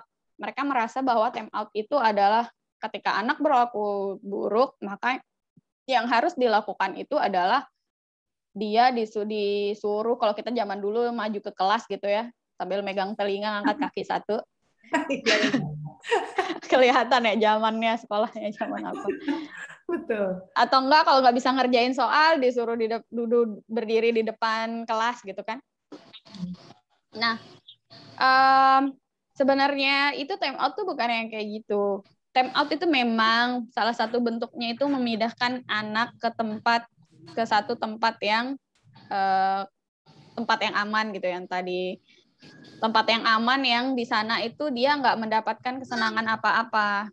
Sebenarnya itu untuk memberitahu anak bahwa perilaku itu, ketika dia melakukan perilaku itu, dia nggak mendapatkan sesuatu yang menyenangkan loh, tapi bukan sesuatu yang buruk juga. Karena kalau sesuatu sampai dia mendapatkan sesuatu yang buruk, misalnya seperti hukuman fisik ya, jadinya kayak kamu berdiri diam di sini, kamu sadari apa yang kamu apa kamu salahin, bla bla, akhirnya dia merasa nggak disayangkan. Sebenarnya dia merasa itu adalah sebuah hukuman, justru bukan time out. Karena time out itu mereka itu jadi belajar bahwa ketika mereka tidak melakukan sesuatu, mereka itu tidak mendapatkan apa-apa. Ketika mereka melakukan kesalahan, mereka itu belajar bahwa mereka nggak akan mendapatkan apa-apa dari itu. Sama kayak yang tadi poin nomor 7 itu. Nah, dan ada syaratnya. Time out itu hanya boleh dilakukan 1 menit per usia. Jadi kalau anaknya dia itu 3 tahun, jangan kelamaan didiemin kayak ikan dijemur, Pak, Bu. Bukan didiemin sampai dia sadar kesalahannya dia, sampai 2 jam, 3 jam dia di sana, nggak kayak gitu, 30 menit nggak kayak gitu. Tapi dia cuma boleh maksimal 3 menit gitu. Itu sebagai pengalihan aja, bahwa kalau misalnya dia tanda kutip melakukan perilaku yang negatif, itu bahwa dia tidak akan mendapatkan apa-apa gitu. Dia nggak mendapatkan perhatian, dia nggak mendapatkan apapun gitu. Jadi sebenarnya nggak menguntungkan dia tuh melakukan perilaku itu. Itu yang mau disadarkan ke anak. Dan time out itu adalah jalan paling terakhir. Pilihan terakhir ya, Mbak? Pilihan terakhir. Sebaiknya pilihan terakhir. Dan time out itu hanya boleh untuk anak-anak, untuk perilaku yang benar-benar bisa terlihat dan diobservasi. Jadi kalau misalnya dia itu merasa, misalnya dia itu berteriak, itu kan bisa ya perilakunya kelihatan jelas ya, berteriak, terus memukul, itu kan terlihat, bisa dilihat oleh mata. Tapi kalau misalnya perilaku yang lainnya, yang misalnya dia itu mengejek teman, misalnya kayak gitu, kan nggak bisa kalau nggak ada temennya gitu. Terus dia di time out, pas dan itu yang ada temennya gitu, nggak boleh juga, karena itu mempermalukan dia sebenarnya. Nggak boleh kayak gitu. Jadi itu memang cuman perilaku-perilaku yang bisa diobservasi. Kalau misalnya dia nggak percaya diri, dia nggak mau berdiri di depan kelas pas jadwalnya dia berdiri nyanyi di depan kelas, dia nggak mau, terus dia di time out, itu nggak boleh. Karena perilakunya itu harus perilaku yang nyata dia lakukan sendiri, bukan karena aspek lain gitu. Jadi aspeknya tuh harus perilaku, bukan karena kepercayaan diri, karena nggak bisa ngomong di kelas terus dia di time out, itu nggak boleh. Nggak boleh. Jadi yang boleh itu cuman yang bentuknya perilaku. Dan time out itu cara terakhir. Oke. Jadi dikurung di kamar mandi juga nggak boleh? Nggak ya? boleh, karena dikurung di kamar mandi itu sebenarnya hukuman fisik. Dikurung di kamar mandi itu bukan, jadi time out itu nggak boleh di tempat yang tidak menyenangkan bagi dia. Time out itu justru tempat yang dia kehilangan sesuatu yang menarik, kehilangan kesenangannya, misalnya kehilangan kesenangan tapi bukan menghadirkan ketidaknyamanan. Jadi di tempat yang aman. Jadi kayak ada satu pojok yang nggak ada apa-apa di sana, itu udah cukup. Gitu. Jadi bukan ke kamar mandi ya. Kamar mandi itu termasuk hukuman fisik soalnya. Betul. Tapi di pojok pun mungkin tetap disediakan kursi ya, Mbak Meti ya? Iya, gitu. Sebaiknya disediakan kursi. Tapi sebenarnya sih nggak disediakan kursi juga nggak apa-apa, karena anaknya tuh boleh tidur, boleh duduk gitu. Jadi nggak yang disuruh kayak kamu berdiri sini, kamu rendungi apa yang kamu. Karena biasanya time out itu misalnya nih dia lagi marah dan suka mukul. Kita kan sebagai orang dewasa kadang kita juga keluar kan dari situasi itu dengan memindahkan diri kita secara fisik kan. Betul. Nah, nanti anak tuh saya pribadi kalau misalnya ada apa-apa sama anak dan merasa nggak bisa kontrol emosi, yang saya lakukan men-time out diri sendiri, bukan anaknya. Betul. Jadi ketika saya nggak tahu, saya daripada marah dan gimana-gimana sama anak dan saya nggak kuat, biasanya saya keluar ke ruangan yang berbeda. Mami nggak mau bicara dulu sama kamu karena Mami takut Mami itu bisa emosi gitu. Terus saya keluar ke ruangan yang berbeda. Nah, tapi itu akhirnya dicontoh sama anak saya untuk meregulasi emosinya sendiri. Ketika dia itu kesel, misalnya nggak boleh apa yang harus mainannya harus dibereskan karena udah waktunya tidur, dia kan kesel kan.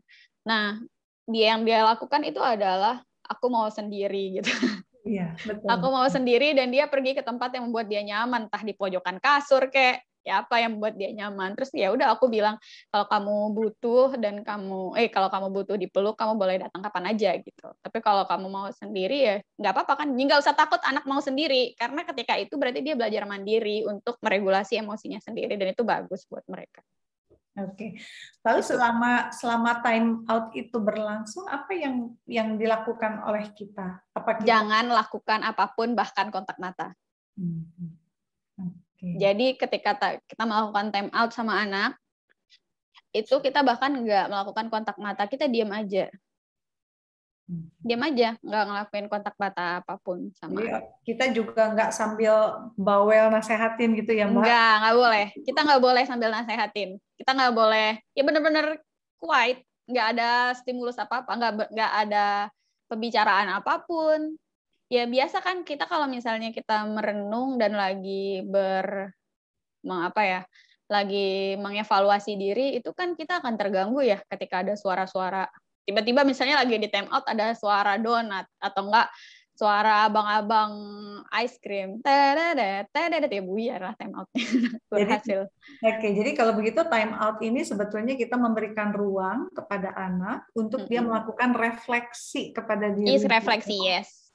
Refleksi sama dirinya sendiri tentang apa yang dia lakukan. Oke, bagus sekali. Oke, boleh lanjut, Mbak. Dah. Lanjut ya. Nah, jadi sebenarnya kita itu ketika mengevaluasi anak, ketika kita itu mau mendisiplinkan ke anak, itu kita belajar dari kesalahan, termasuk kesalahan diri kita sendiri. Jadi kayak misalnya, jangan kita tuh mendisiplinkan anak, tapi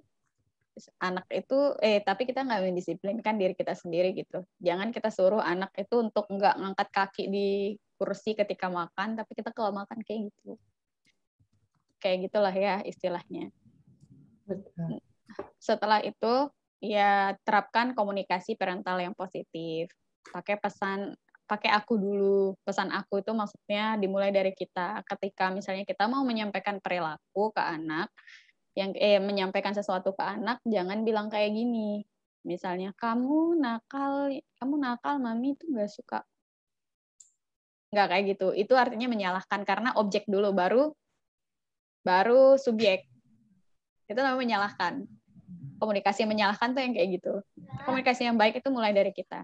Misalnya aku atau mama merasa mama nggak suka kalau kamu kayak gitu. Jadi benar-benar itu yang kamu sampaikan adalah tentang kamu, bukan tentang orang lain. Karena kalau tentang orang lain kita pasti menjadikan objek dulu kan. Misalnya kita membicarakan apel ya. Kita membicarakan apel itu merah gitu kan. Berarti itu kan kita membicarakan apel. Apel itu rasanya manis. Apel yang seperti itu saya tidak suka. Apel yang seperti itu saya suka. Itu kita objeknya dulu. Tapi kalau misalnya saya suka apel, itu kan tentang saya. Bukan tentang kamu. Jadi meminimalisir anak itu jadi berasa bahwa dirinya itu sesuatu yang nggak berharga. Karena soalnya kayak gini, pandangan kita anak itu nanti ketika besar mereka akan berpikir kan, pandangan orang lain itu sebenarnya ada yang A, ada yang B gitu ya. Nah, ketika kita udah terbiasa pakai komunikasi yang aku, jadi dia memisahkan bahwa sebenarnya yang disampaikan itu bisa itu tentang aku, tapi itu pendapatnya orang lain tentang aku, termasuk orang tuaku gitu. Bukan tentang harga diriku gitu. Makanya komunikasi yang positif itu bagusnya kalau kita mulai dari aku dulu. Biar nggak ditangkap sebagai ancaman sama anak. Terus yang kedua itu refleksi pikiran dan emosi anak. Karena kalau misalnya kita nggak karena pada keadaan tertentu anak itu kalau diliputi oleh kabut emosinya, kita nggak bisa bilang apapun. Kita harus menenangkan mereka dulu. Caranya dengan merefleksi itu. Oke, katanya juga singkat dan jelas, fokus pada penyelesaian masalahnya dan empati ya. Jangan kita coba lihat sudut pandangnya anak tuh seperti apa, karena anak-anak itu kan berbeda pola pikirnya dengan orang dewasa yang udah banyak pengalaman. Itu kali ya. Coba ada pertanyaan dulu nggak, Mbak? Oke, boleh silahkan. Tadi Pak Rashid ya yang di hold dulu. Monggo silahkan Pak Rashid untuk bertanya langsung. Oke, terima kasih Mbak Meti mengenai tentang nomor 2, set limit, beri aturan yang jelas dan konsisten. Kita melihat ketika kita memberikan aturan kepada anak, anak itu terkadang lebih mendengarkan baby sister atau yang bersama dia dibanding kita orang tuanya nih. Bagaimana perlakuan kita sebagai orang tua agar kita ini ketika kita memberikan aturan, anak itu lebih mendengarkan kita sih dibanding baby sister atau yang memang menjaganya. Yang pertama. Yang kedua, perilaku orang tua yang mana dominan turun kepada anak, ayah atau mama. Terkadang kita nih berantem nih, kadang-kadang sambil tertawa-tawa nih antara suami dan istri. Aduh, anaknya kayak gini, mirip macam mamanya ya. Enggak, mirip macam papanya. Itu biasanya psikologi. Bagaimana turunannya itu? Apakah kalau kita melihat kecerdasan itu kan biasanya dari seorang ibu, dari dalam psikologi anak. Kalau seandainya kita melihat perilaku anak yang agak melenceng, itu biasanya perilaku ayah atau mamanya. Terima kasih. Terima kasih atas pertanyaannya. Sekarang saya balik lagi, Pak. Sebenarnya tujuannya nanya itu dari siapa, agar apa gitu. Nanyanya tuh biar apa? Biar tahu aja gitu. Kalau enggak, kalau pertanyaannya untuk diperbaiki perilaku anaknya yang negatif kan enggak juga. Ya, sebenarnya begini Mbak, kan terkadang kita ya sama suami istri nih, kalau kita melihat dari psikologinya itu, kalau kecerdasan kita sudah paham mengenai dari ibu kan, anak, biasanya dari ibu. Terkadang ya kita saling bercanda nih sama suami istri. Oh, terkadang anak kita melakukan sesuatu yang berlebihan, ini mirip macam papanya nih. Oh enggak, ini mirip macam mamanya dulu mestinya. Terkadang gitu. Jadi kalau menurut psikologi bagaimana? Apakah perilaku orang tua itu yang dominan? Apakah ayah atau ibu begitu? Yang perilakunya ya. Sebenarnya itu kan ada di gen ya. Jadi kita harus lihat dulu gen siapa yang lebih dominan. Karena emang dari trait kepribadian sebenarnya tuh nggak semua hal itu diturunkan sama anak sebenarnya. Nggak semua hal itu diturunkan. Yang diturunkan tuh cuman pintu-pintunya, bukan perilakunya. Jadi perilaku tertentu tuh tidak diturunkan sebenarnya. Tapi yang diturunkan itu adalah trait-nya ya. Misalnya gini, tahu persisten nggak? Persisten itu adalah kebiasaan seberapa orang itu berjuang untuk mendapatkan sesuatu yang diinginkan, itu disebut dengan persisten. Nah, persisten itu sebenarnya diturunkan. Nah, persisten itu ulet mungkin ya Mbak? Iya, mungkin gitu kali ya, ulet gitu, gigih kali ya. Gigih. Nah, sifat gigih itu diturunkan oleh oleh orang tuanya. Jadi kalau misalnya si bapaknya gigih untuk mendapatkan hati ibunya dulu, dan si ibunya tuh gigih untuk mendapatkan sesuatu gitu ya, tipikal orang yang gigih gitu, maka itu akan diturunkan ke anaknya. Itu disebut dengan itu disebut dengan persisten. Nah, yang diturunkan itu cuma trait-nya doang, bukan perilaku terstruktur. Misalnya persisten itu bisa diwujudkan ke perilaku apa? Ngeyel misalnya, mau mendapatkan apapun yang dia inginkan, nggak mau kalau misalnya nggak mendapatkan itu sebenarnya kan bentuk perilaku gigih ya. Betul bentuk dari persisten kan, cuman bisa jadi positif dan negatif kan. Jadi kalau misalnya ada sesuatu yang negatif pada anak, itu tuh bukan terjadi karena itu adalah bentuk dari adaptasi dia ketika dia bersama dengan lingkungannya, bukan dari sananya anak itu jelek. Karena emang nggak ada perilaku jelek itu nggak diturunkan. Perilaku saya nggak pernah membaca bahwa perilaku jelek itu diturunkan. Yang diturunkan itu trait-nya. Ya, trait itu salah satunya misalnya persisten, temperamen, dan lain sebagainya. Gitu. Betul. Jadi nggak usah penasaran, Pak. Karena anak itu nggak ada yang lahir dengan perilaku buruk tertentu gitu sih. Nggak ada. Gitu. Jadi tadi yang dibawa secara genetik itu kecenderungan perilaku, gitu ya. Tapi kalau sekarang munculnya anaknya jadi misalnya nggak bisa diem, nggak lari-lari di kelas, nggak bisa diatur, sebetulnya kan itu ada kecenderungan gigihnya juga. Tapi kenapa dia jadi lari-lari, susah duduk di kelas, yaitu ada tadi bahwa manusia itu dibentuk oleh nature dan nurture-nya itu ya, Mbak Meti ya. Selain genetik, mungkin ada juga pola asuh. Pola asuh.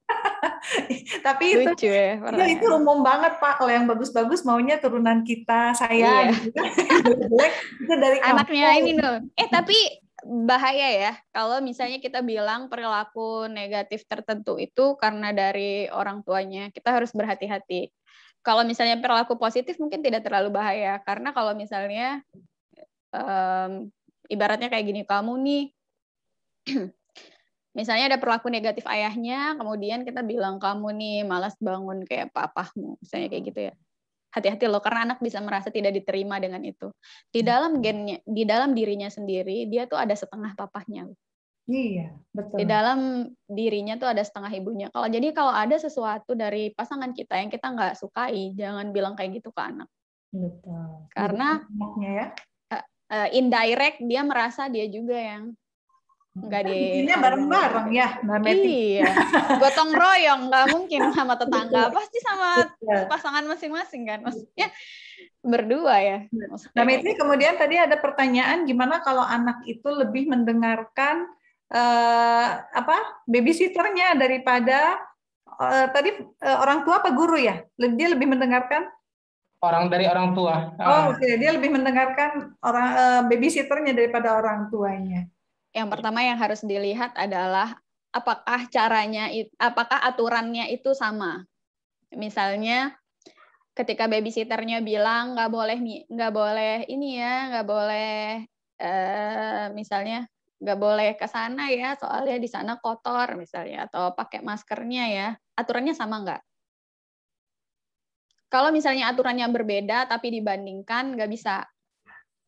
Karena bisa jadi misalnya kalau saya suruh tidur siang kok nggak mau ya, tapi kalau misalnya asistennya suruh dia makan, dia mau, ya beda. Itu kan aturannya beda tuh. Lihat dulu aturannya sama apa enggak. Kalau memang aturannya tuh sama, lihat cara penyampaiannya. Cara penyampaiannya tuh sama enggak? Bisa jadi dia lebih nyaman dengan cara penyampaian si pengasuhnya dia.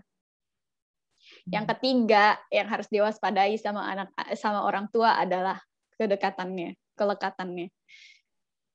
Orang itu akan cenderung mau melakukan perkataan orang yang dipercaya. Nggak mungkin lah kalau misalnya saya nggak kenal sama orang lain terus dia bilang kayak gini, Meti kamu belok ke kiri ya, kamu belok ke kiri aja, kalau kamu mau ke sana kamu lewat kiri, itu lebih cepat misalnya kayak gitu. Terus ada orang yang aku kenal, kamu belok kanan aja soalnya di kiri itu tadi yang di kiri lebih cepat sih, tapi kayak lebih susah gitu jalannya, muter-muter misalnya kayak gitu.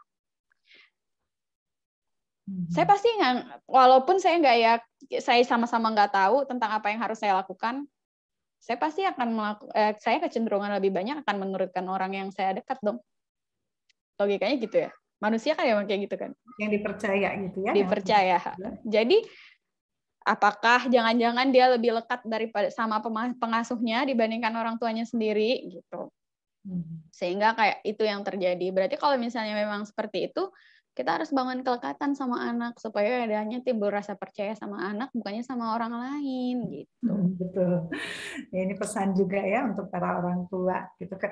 Dan saya juga sering menemukan Mbak Meti, kadang kalau kita perlu menyadari juga sih bahwa kita itu cenderung memberikan perintah, instruksi. Mungkin gaya babysitternya tadi lebih cenderung mengajak gitu ya.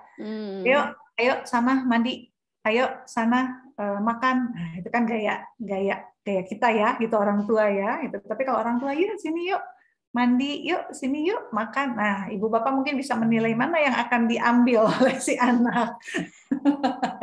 Iya, yang saya pelajari di komunikasi tuh kayak gini ya. Misalnya kita mau ngasih sesuatu ke orangnya, ada pulpen gitu misalnya. Kita mau sama-sama ngasih pulpen. Mbak Eva, ini pulpen gitu kita kan. Oh iya, makasih misalnya gitu. Kalau Mbak Eva, pulpen nih. Lebih nyaman mana? Lebih nyaman Yang ke satu, ini kan. Mbak. Jadi sebenarnya yang diterima sama orang itu sebenarnya lebih banyak apanya? Cara mannernya atau atau bendanya atau informasinya. Sama kayak misalnya, jadi sebelum sebelum anak-anak menangkap informasi sebagai seorang manusia yang humanis ya, yang seutuhnya, anak-anak emang lebih suka dengan sesuatu dengan cara penyampaiannya kan, mannernya, dibandingkan misalnya dengan informasinya, padahal informasinya sama. Ini informasi ya, pulpen. Mbak Eva, ini pulpennya. Eva, pulpennya. Kan kalau saya ngomong gitu sama Mbak Eva itu timpuk ya. Kayak gitu. Betul. Jadi ya gitu, enak dari cara kita komunikasi juga sebaiknya. Ya karena wajar sih sebenarnya manusiawi kita tuh jadi merintah karena kita ngerasa kita punya kuasa kan sama anak tuh aslinya. Orang tua tuh merasa superior kan sama anaknya. Nah, makanya ketika sama anak itu jangan menganggap mereka bukan anak yang mampu karena yang nggak mampu, tapi anak itu dianggap sebagai seseorang yang dia tuh sebenarnya mampu tapi mereka butuh latihan. Jadi orang-anak itu sebenarnya tahu kok apa yang mereka butuhkan. Tahu sebenarnya. Semoga terjawab ya. Semoga terjawab. Mbak Rashid ya. Oke, baik. Terima kasih Mbak Meti. Mbak Meti, ini saya bacakan sebetulnya ada pertanyaan dari kolom chat. Ada yang ini sepertinya salah kirim ke chat personal saya. Ini pertanyaannya, setelah time out, apakah kita boleh mendiskusikan penyebab time out tersebut pada anak? Jadi kita diskusi gitu. Ini dari Ibu Sally, Iya, sebaiknya begitu. Sebaiknya didiskusikan agar anak itu tidak merasa dia tuh pernah dibuang tanpa alasan apapun. Sebenarnya ketika kita men-time out, hal pertama yang kita lakukan, kita kasih tahu dulu, tapi kasih tahunya tuh sangat singkat. Misalnya kamu diam di sini selama 2 menit sampai saya bilang berhenti karena kamu memukul. Jadi sebelum kita time out, kita harus ngasih tahu dulu sebenarnya sama anak. Tapi dengan kata yang sangat singkat dan tidak terlalu banyak, nggak usah terlalu melihat matanya terlalu dalam, itu nggak usah kayak gitu. Cukup anak paham aja. Jadi ketika kita men-time out mereka, kita pegang, kita bawa, misalnya kayak gitu ya. Kita time out sekarang karena kamu mukul adik kamu. Udah taruh di tempat yang ini, terus udah time out selesai gitu. Terus kalau misalnya dia bilang, kalau misalnya kita ngelihat nih anaknya tuh udah bisa calm down, udah nggak marah-marah lagi, udah nggak gimana-gimana lagi, terus kita bilang, iya tadi mama time out kamu karena kamu pukul adik ya, iya gitu. Misalnya udah kayak itu ya udah nggak apa-apa, dibiarin aja, berarti nggak ada masalah. Kecuali kalau dia jadi murung gitu, berarti diajak lagi ngomong, maaf ya tadi di time out gitu, karena gak usah alasan dulu karena kamu mukul gitu doang. Jangan bilang karena kamu mukul, nggak kayak karena kamu mukul adik kamu. Gitu. Tapi berarti diskusi evaluasi yang agak panjang itu bisa dilakukan setelah selesai ya? Justru bukan di depan. depan, karena kalau di depan dia kan masih dalam keadaan panas ya, tanda kutip, masih belum jernih gitu. Ketika dia udah di time out, boleh didiskusikan bareng lagi. Terima kasih, semoga terjawab Ibu Sally. Baik, saya coba baca lagi. Iya, saya coba baca lagi dari kolom chat dari Ibu Sudarti ya. Bagaimana berbagi peran dengan pasangan dalam menerapkan disiplin? Nah, jadi mau berbagi peran nih, mungkin kalau istrinya dengan suaminya. Seperti apa nih baiknya Mbak Meti? Kalau misalnya kita mau mendisiplinkan anak, yang pertama itu sebelum membagi peran, kita harus sepakat dulu dengan tujuan pendisiplinannya. Jadi sepakat dulu kalau misalnya, dan sepakat tentang apa yang boleh dan apa yang tidak boleh. Ibu dan bapak harus satu suara. Jadi kalau misalnya ibunya bilang enggak, terus bapaknya bilang iya, nanti anaknya bingung. Dia nggak tahu dia harus ngikut kemana. Jadi yang pertama dilakukan sebelum kita itu mendisiplinkan anak adalah kita punya kesepakatan tentang rule itu. Apapun rule-nya. Misalnya anak mukul udah pasti ya. Tapi ini loh yang biasanya rule-nya kecolongan, makan coklat, snack di luar jam snacknya, yang suka kecolongan ya kan. Makan jusnya berapa banyak, nonton gadget, mamahnya bilang udah jam segini udah, tapi kalau pas ditinggal sama papahnya, mamahnya lagi misalnya mandi atau nyuci apa dikasih, kayak gitu. Konsisten dulu berdua. Jadi apapun keputusannya kan terserah ya, di rumah tangga sendiri kan maksudnya kebutuhan rumah tangga perseorangan masing-masing itu kan beda-beda, aturan disiplinnya di rumah saya bisa beda, dipengaruhi oleh budaya juga kan. Nah, hal itu tuh apa? Nah, semuanya tuh disepakati dulu aja gitu. Disepakati, harus ada sepakat dulu kalau mau berbagi. Biasanya nanti jadi sendiri kok, yang penting itu nilainya nggak boleh beda, karena satu kesatuan. Gitu sih. Yang pertama tuh tadi satu suara dulu ya. Satu suara dulu. Jadi kalau ibunya bilang nggak boleh makan permen, bapaknya juga sama, nggak boleh makan sama, permen. nggak boleh makan permen. Terus tadi yang kedua Mbak Meti konsisten mungkin ya Mbak. Kalau hari ini nggak boleh makan permen, berarti besok juga nggak boleh makan permen. Iya, kalau misalnya makan es krimnya cuma boleh akhir pekan ya jangan dikasih. Oke. Jangan dikasih pas ini. Kemudian terkait dengan pembagian peran ini, mungkin kan ya saya paham sih mungkin apalagi untuk ibu yang bekerja juga mungkin ya Mbak Meti ya. Jadi yang nggak bisa full pegang 100% anaknya, itu boleh nggak sih Bu Mbak Meti misalnya kita mengatakan pada pasangan misalnya tolong dong kalau untuk belajar kamu ada waktu, ayah tuh boleh nggak sih gitu mendapat limpahan tugas dari pasangan, terutama untuk pendisiplinan, karena ada beberapa juga pasangan yang aku maunya cuma cari nafkah aja, urusan anak kamu saja. Nah itu tuh ada juga kan style seperti itu. Gitu. Paling bagus tuh sebenarnya pendisiplinan adalah pendisiplinan yang dilakukan oleh kedua belah pihak. Paling bagus, paling ideal, karena sebenarnya anak itu kan majority ya dia mainnya. Ketika semua orang lihat ya, anak kalau di sekolah, anak kalau di rumah kadang nggak mau mengerjakan tugasnya, bapak pasti tahu sebagai guru. Tapi kalau di sekolah disuruh ngerjain tugasnya, karena semua anak ngerjain tugas, si anaknya mau ngerjain. Karena dia tahu bahwa semua orang melakukan itu. Jadi dalam konsep pendisiplinan juga sama. If everyone, ketika semua orang melakukan itu, berarti aku tuh aneh ketika aku nggak melakukannya. Berarti sebenarnya ini berlaku bagi semua orang. Tapi kalau misalnya, makanya show and tell tadi, kalau misalnya semua orang makan di meja, anaknya pasti nggak akan punya habit makan di bawah. Kayak gitu loh. Jadi ada baiknya ketika pendisiplinan, yang paling ideal itu adalah dua-duanya menerapkan pendisiplinan itu. Gitu. Paling ideal kayak gitu.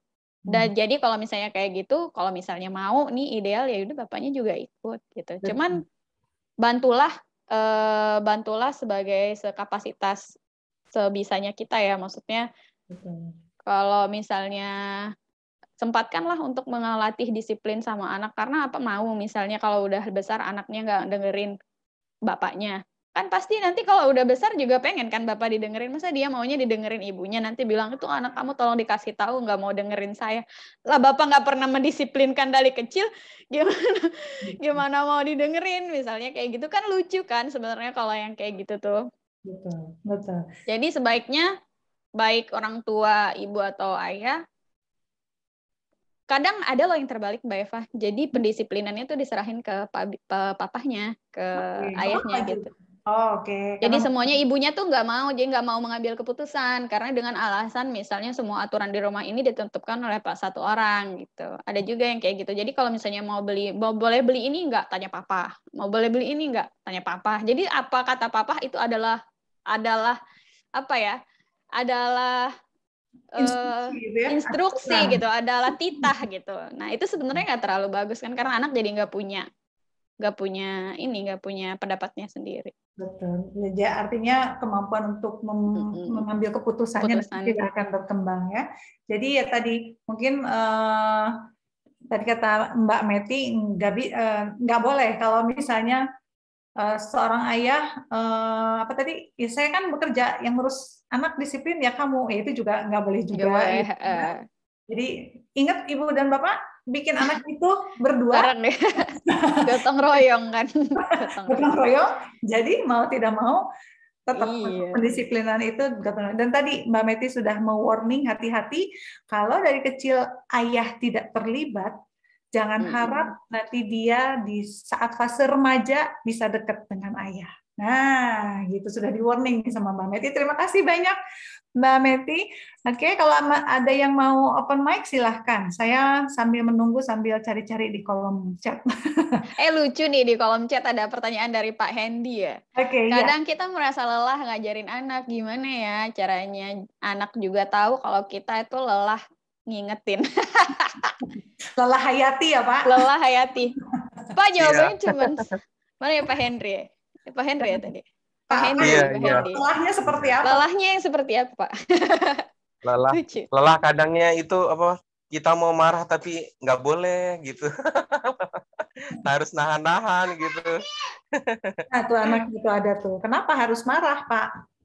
Oke, kalau saya kasih pertanyaan lagi, kenapa Bapak harus marah? Gitu. Tapi itu manusiawi sekali sih sebenarnya, karena kita kan nggak bisa hidup dengan tidak bisa hidup sabar di setiap waktu ya. Pasti kita tuh punya survival punya batas gitu, punya batas kesabarannya masing-masing gitu.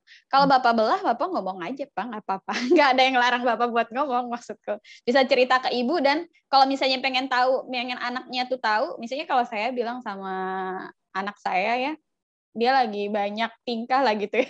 Seharian yang saya lakukan ya saya mengkomunikasikan itu apa adanya. Saya bilang, hari ini Mami capek gitu. Mami tuh capek. Kalau kamu kayak gitu, mungkin Mami tuh nggak bisa menanggapi dengan dengan sabar gitu. Ya udah ngomong aja kayak gitu. Atau tadi mungkin yang kata Mbak Meti ya, kalau kita udah tingkat marahnya udah level paling tinggi gitu ya, ini tangan udah mau main. Jadi Mbak Meti ambil jarak dulu. Ambil jarak dulu. Ambil jarak dulu sama anak. Tarik nafas gitu. Jadi memang tergantung orangnya sih Mbak Eva. Jadi memang ada orang yang lebih nyaman ketika dia tuh emosi, yang dilakukan adalah meluk anaknya langsung.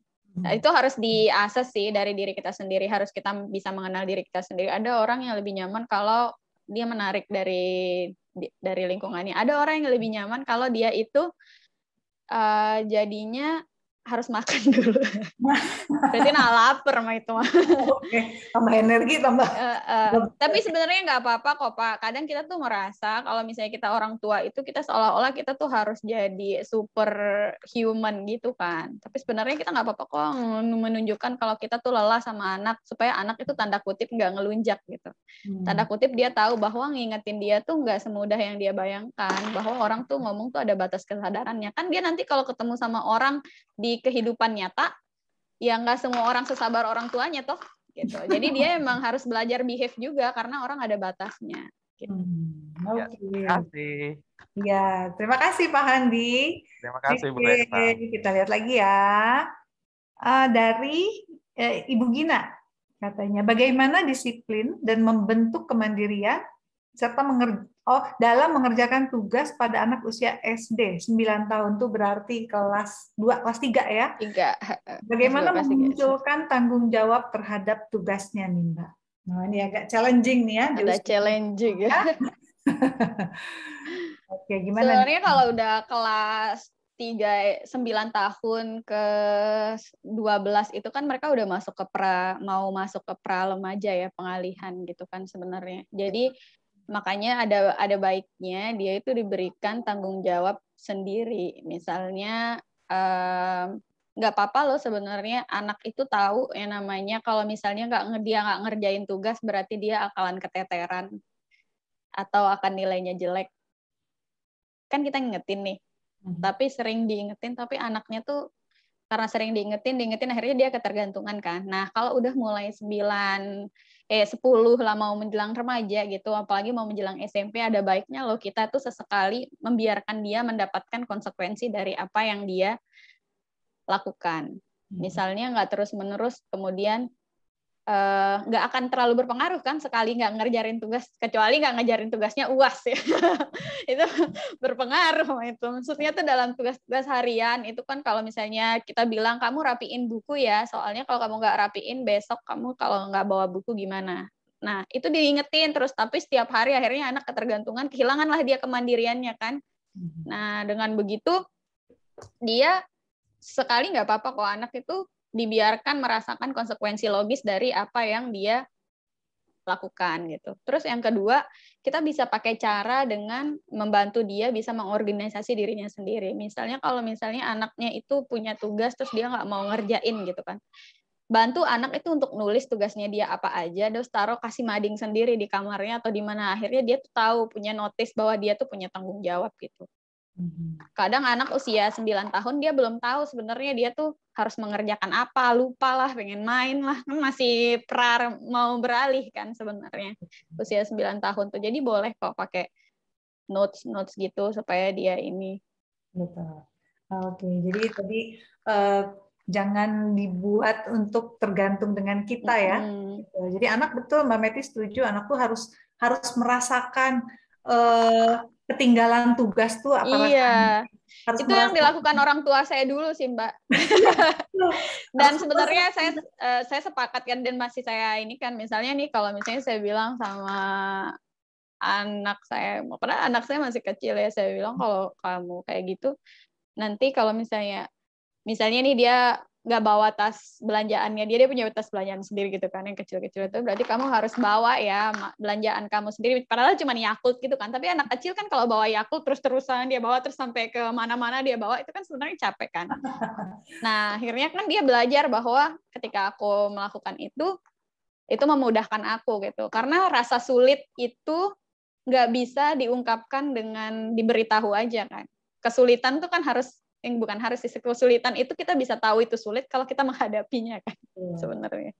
Jadinya saya sering ketemu klien Mbak Meti yang setiap hari bukunya disiapkan sama orang tua.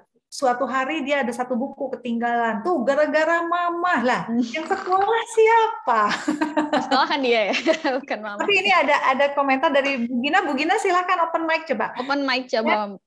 Katanya sudah dilakukan konsekuensi hukuman juga pernah. Nah, coba Bu Gina boleh sharing Bu Gina? Ya, boleh di-sharing nggak Bu Gina?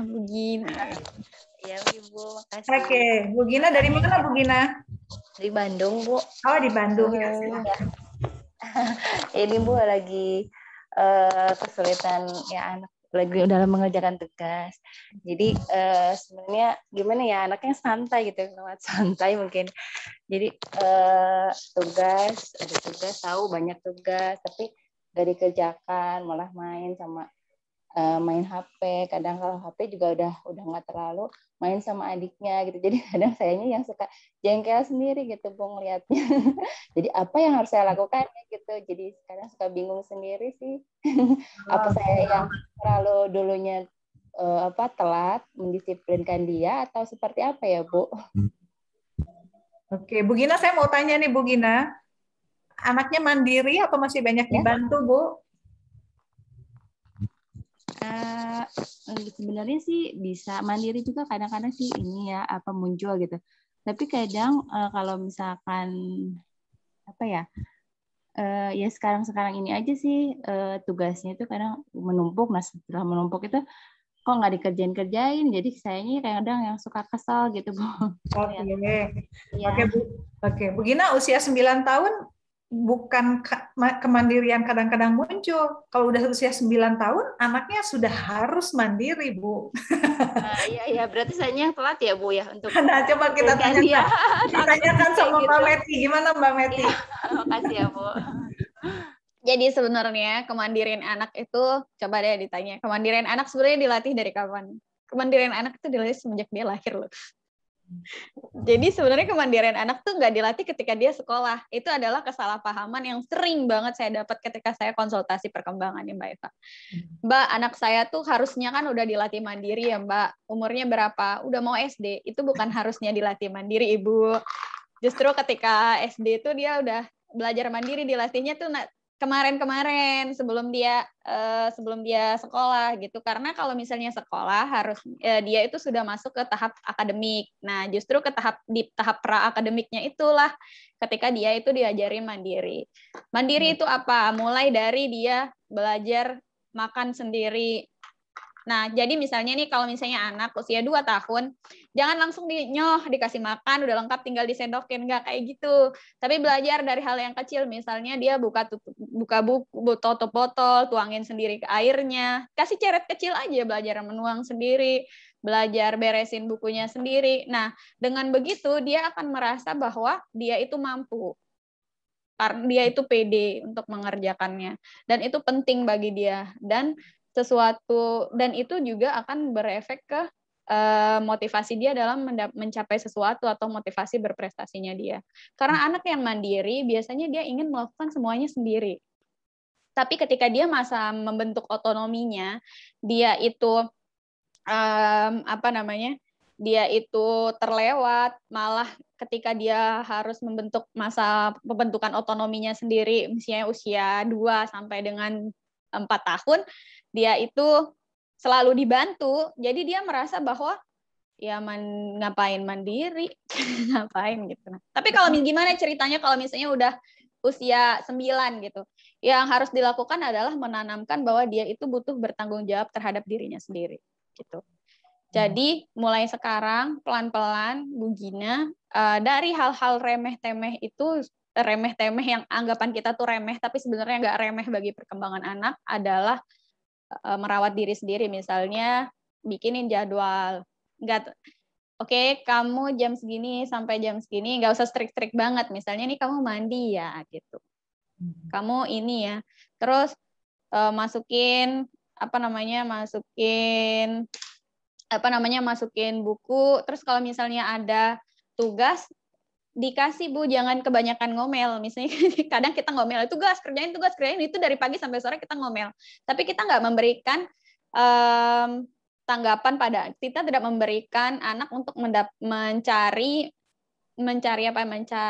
waktu enaknya sendiri. Misalnya kayak gini, oke, kamu punya tugas, tanggung jawab kamu ini. Kalau kamu tidak kerjakan sekarang, kamu akan mengerjakannya semua di malam hari.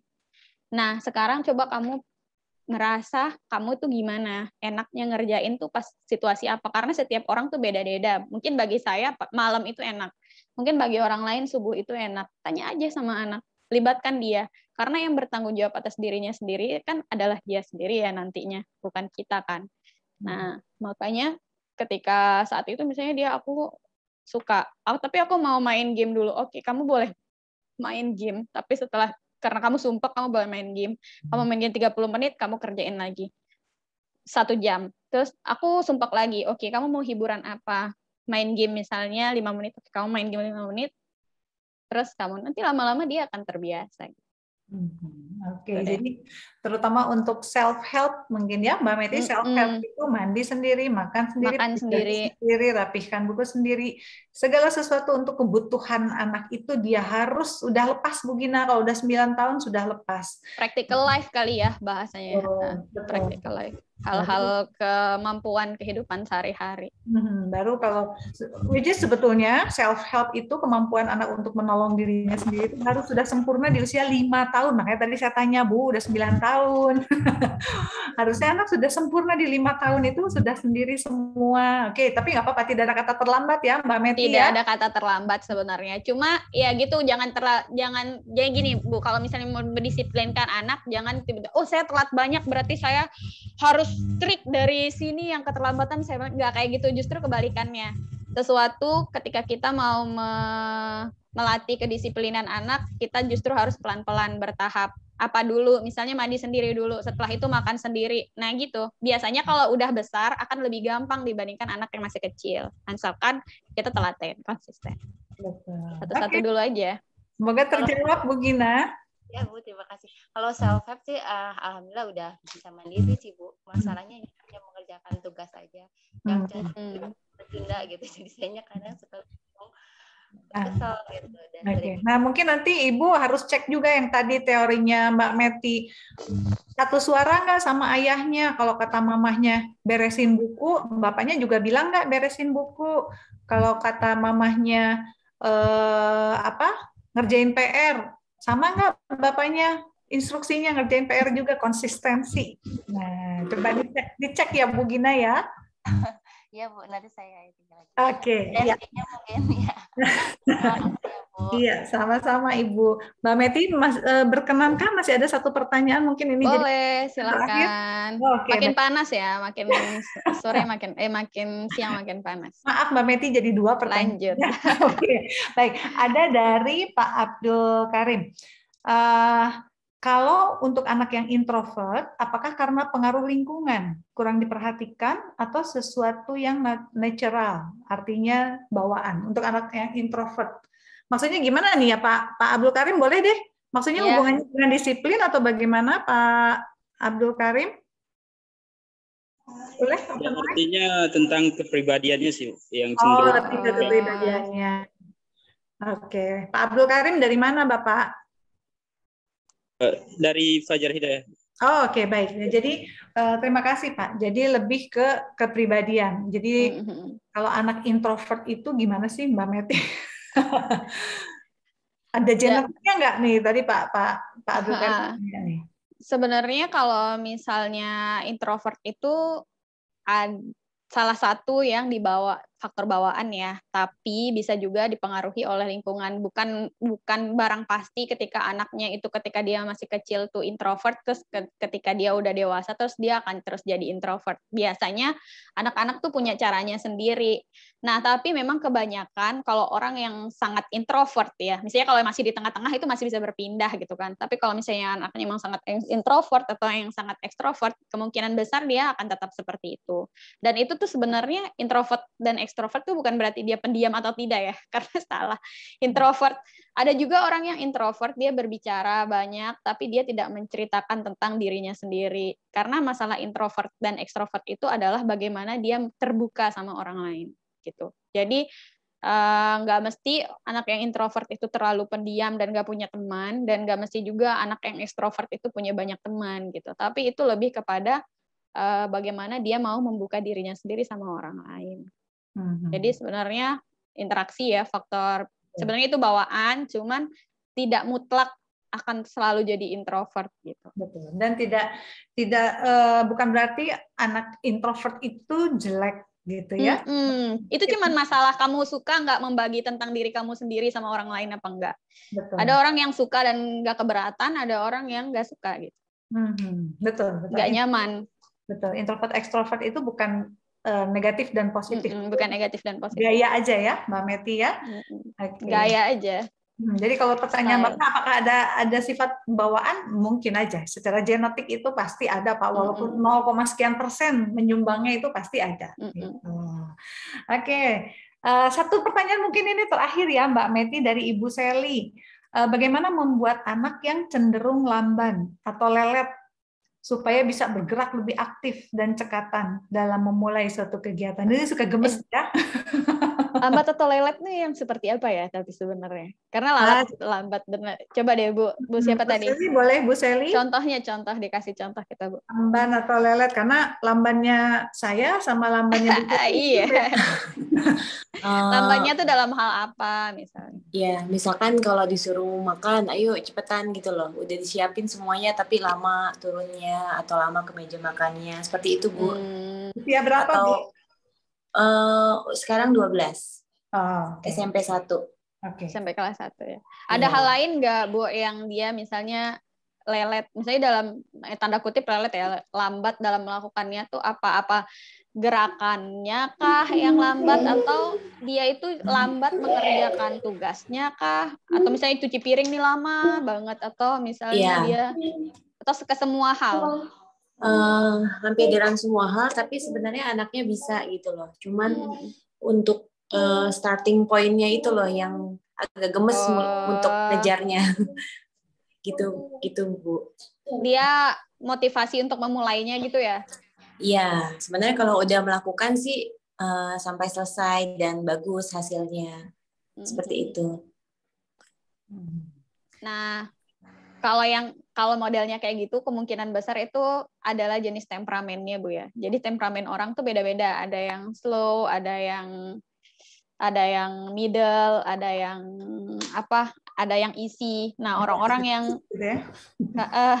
temperamennya isi itu gampang beradaptasi, gampang pindah dari satu kegiatan ke kegiatan yang lain, itu gampang, gercep lah orangnya. Tapi ada orang kayak Mbak Eva gitu. Tapi ada orang yang sifatnya tuh manasinnya tuh kayak manasin mobil gitu kan, didiemin beberapa lama dulu, tapi dia itu bisa kok achieve, dan dia bertanggung jawab tentang apa yang dia lakukan dan tugas-tugas tanggung jawabnya. Menurut saya selama dia itu, jadi temperamen itu sebenarnya bawaan ya. Temperamen itu adalah bawaan, walaupun bisa berubah, tapi menurutku akan alangkah bijaksananya kalau sebenarnya kita itu tidak terlalu mencampur adukan sesuatu itu. Kita selalu mengekang anak gitu loh. Misalnya ketika dia itu bertanggung jawab, bisa mengerjakannya dengan baik, nggak telat juga ke sekolahnya, dia bertanggung jawab dengan dirinya sendiri, ya udah it's okay, nggak apa-apa. Berarti dia itu ritmenya begitu. Mungkin ritme kita tuh nggak sama dia karena kita adalah orang yang cekatan. Tapi selama dia bertanggung jawab, menurutku sih sebenarnya nggak masalah. Dia nggak punya masalah apa-apa dan nggak perlu dirubah juga gitu loh. Kecuali dalam waktu yang kepepet, dia masih kayak gitu. Kecuali ada pengecualiannya ya. Jadi kalau misalnya kita lagi ini dia santai, kita mau naik pesawat dia santai gitu. Saya ngebayanginnya kayak gitu ya. Kalau Lelet tuh saya pikir tuh anaknya tuh kayak nggak peduli, santai gitu. Ini udah telat nih santai gitu. Itu tuh memang harus diberitahu ya. Diberitahu tuh dengan cara yang kayak tadi, diberitahu bahwa ada konsekuensinya. Kamu kalau misalnya terlalu santai, konsekuensinya kayak gini, jangan-jangan dia tuh nggak paham gitu, bahwa segala sesuatu tuh ada konsekuensinya. Betul. Artinya selama Lamban dan Leletnya itu tidak merugikan. Nah, merugikan itu bisa merugikan diri sendiri atau merugikan orang lain. Nah, itu masih oke, gitu ya. Itu sih masih oke. Oke, baik. Berarti mungkin memang bawaannya seperti itu gitu ya. Ada bisa jadi itu karakternya dia karena itu ritmenya dia gitu loh. Ada orang yang ritmenya kayak gitu kan sebenarnya, tapi selama anaknya itu baik-baik saja, nggak ada masalah, dan dia bisa beradaptasi. Maksudnya beradaptasi, jangan sampai dia nggak bisa beradaptasi ya. Misalnya bisa beradaptasi itu ketika ada faktor yang kepepet, telat, dia masih lelet, itu sebenarnya nggak bisa beradaptasi. Tapi kalau misalnya dia sebenarnya lelet nih, tapi kalau udah waktunya gercep dia bisa, misalnya waktunya kepepet dia tuh dia bisa keep gitu dengan hal itu, berarti sebenarnya dia bisa beradaptasi. Cuman ya dia di rumah jadi dirinya sendiri gitu loh. Itu adalah hal yang bagus sebenarnya. Dia nyaman berarti di rumah menunjukkan siapa dirinya, gimana ritmenya dia gitu. Itu hal yang bagus sebenarnya buat Kelly. Dia berarti mau terbuka. Baik. Berarti yang harus beradaptasi mama papahnya sepertinya. Tapi kalau lambat banget ya nggak apa-apa. Ngomongnya kayak misalnya kayak itu biasanya terjadi kalau kita itu adalah orang yang apa-apa tuh harus tek. Iya. Gitu. Saya juga orang yang kayak sepertinya gitu. Begitu. Suami saya ritmenya lebih lambat gitu. Jadi tuh saya tuh kesel gitu kan. Ini tuh kayak gini. Iya kan tadi kan selesai. Tapi kan kamu bisa melakukan sesuatu lebih banyak di waktu ini gitu loh. Kamu bisa melakukan sesuatu yang lebih bermanfaat. Tapi kalau aku pikir-pikir lagi, lah dia juga nggak mengerjakannya juga nggak apa-apa sih. Jadi kayak itu kan adalah target saya ya. Jadi jangan sampai kita mengukur orang lain itu dengan pegaris kita gitu. Karena kacamata pegaris kita gitu kan itu nggak adil ya. Maksudnya kita mengukur dengan pegaris kita karena sesuatu yang bermanfaat bagi kita belum tentu bermanfaat bagi dia. Siapa tahu dengan ritmenya dia yang kayak gitu, dia misalnya bisa jadi yang orang-orang yang lebih biasanya kan yang kayak gitu orangnya lebih tenang ya. Lebih teliti gitu. Betul Mbak. Betul. Tenang, teliti. Mungkin sebenarnya dia nggak, ketenangan dan ketelitiannya dia itu akan terganggu dengan kita yang mencoba merubah ritmenya dia gitu. Jangan sampai kayak gitu. Betul. Karena ketika ada adiknya kan bedanya 9 tahun ya, jadi 3 tahun. Ini anaknya cenderung jauh lebih aktif dan jadi kelihatannya berbeda bermakna gitu. Beda Bu. Tadi saya pikir apa mungkin ya saya bisa merubah untuk dia lebih cekatan. Namun ya kalau memang sepertinya sih itu memang kepribadian beliau ya, kepribadian anakku yang sulung. Jadi oke lah. Baiklah. Iya. Saya Nggak perlu harus dirubah, lebih. Ibu. Kenapa harus dirubah? Apa tadi? Kecuali kalau tadi cekatan, Ibu kan maunya anaknya cekatan. Cekatan dalam hal apa dulu? Mungkin di hal-hal tertentu dia betul cekatan. Tapi kalau kayak tadi disuruh makan, turun, ya namanya anak-anak mau ini dulu, mau itu dulu, gitu ya. Iya, slow to ini gitu loh, pemanasannya lama. Biasanya jenis yang kayak gitu tuh pejenis lagi, maksudnya anak yang kayak gitu tuh biasanya tipe yang kayak gitu. Pemanasannya lama, tapi kalau dia udah menyukai sesuatu, dia tuh sangat deep sama hal-hal tertentu gitu. Tipikalnya dia mungkin yang kayak gitu. Daripada gerasak gerusuk tapi banyak errornya, Bu. Sayang juga. Nggak perlu dirubah, Bu. Kalau memang dia bagus di situ, dia bisa perform, it's okay. Oke, makasih Bu Meti dan Bu Iya, sama-sama. Baik, sama-sama. Oke, baik. Sepertinya sudah habis. Iya.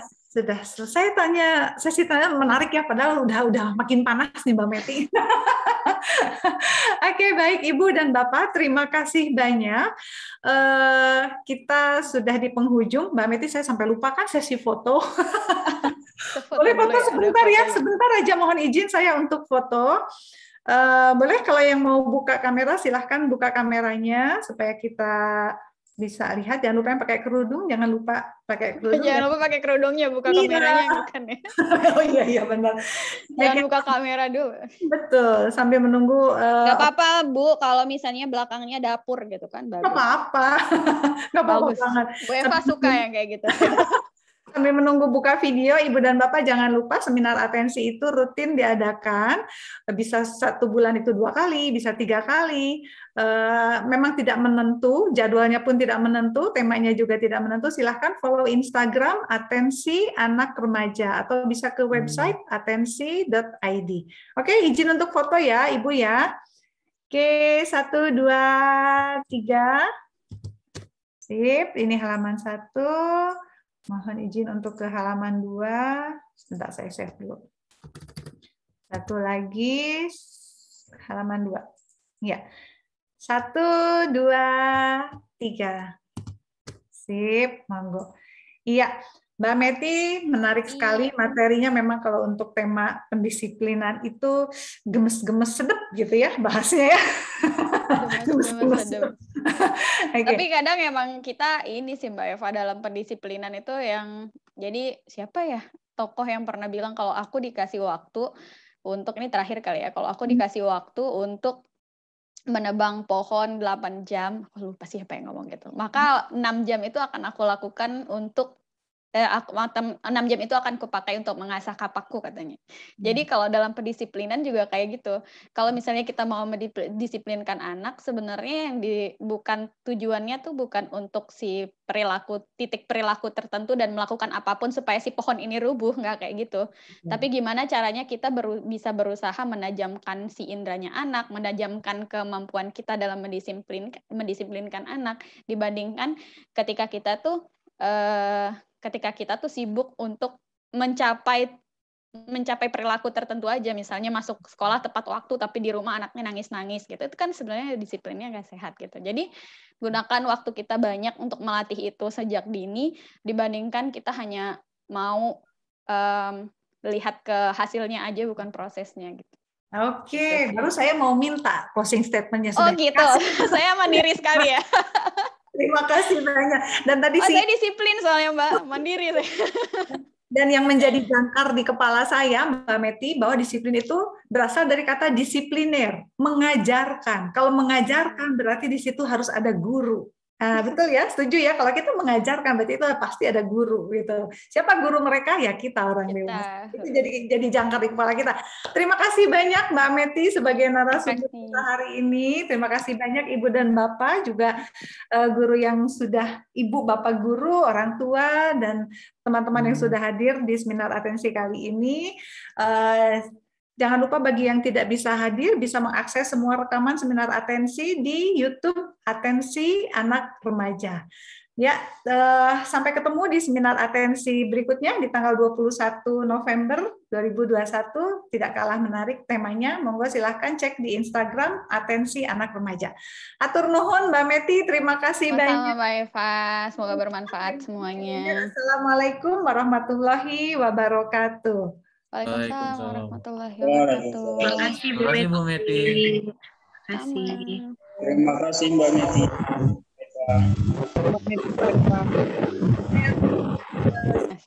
Mbak Meti, makasih.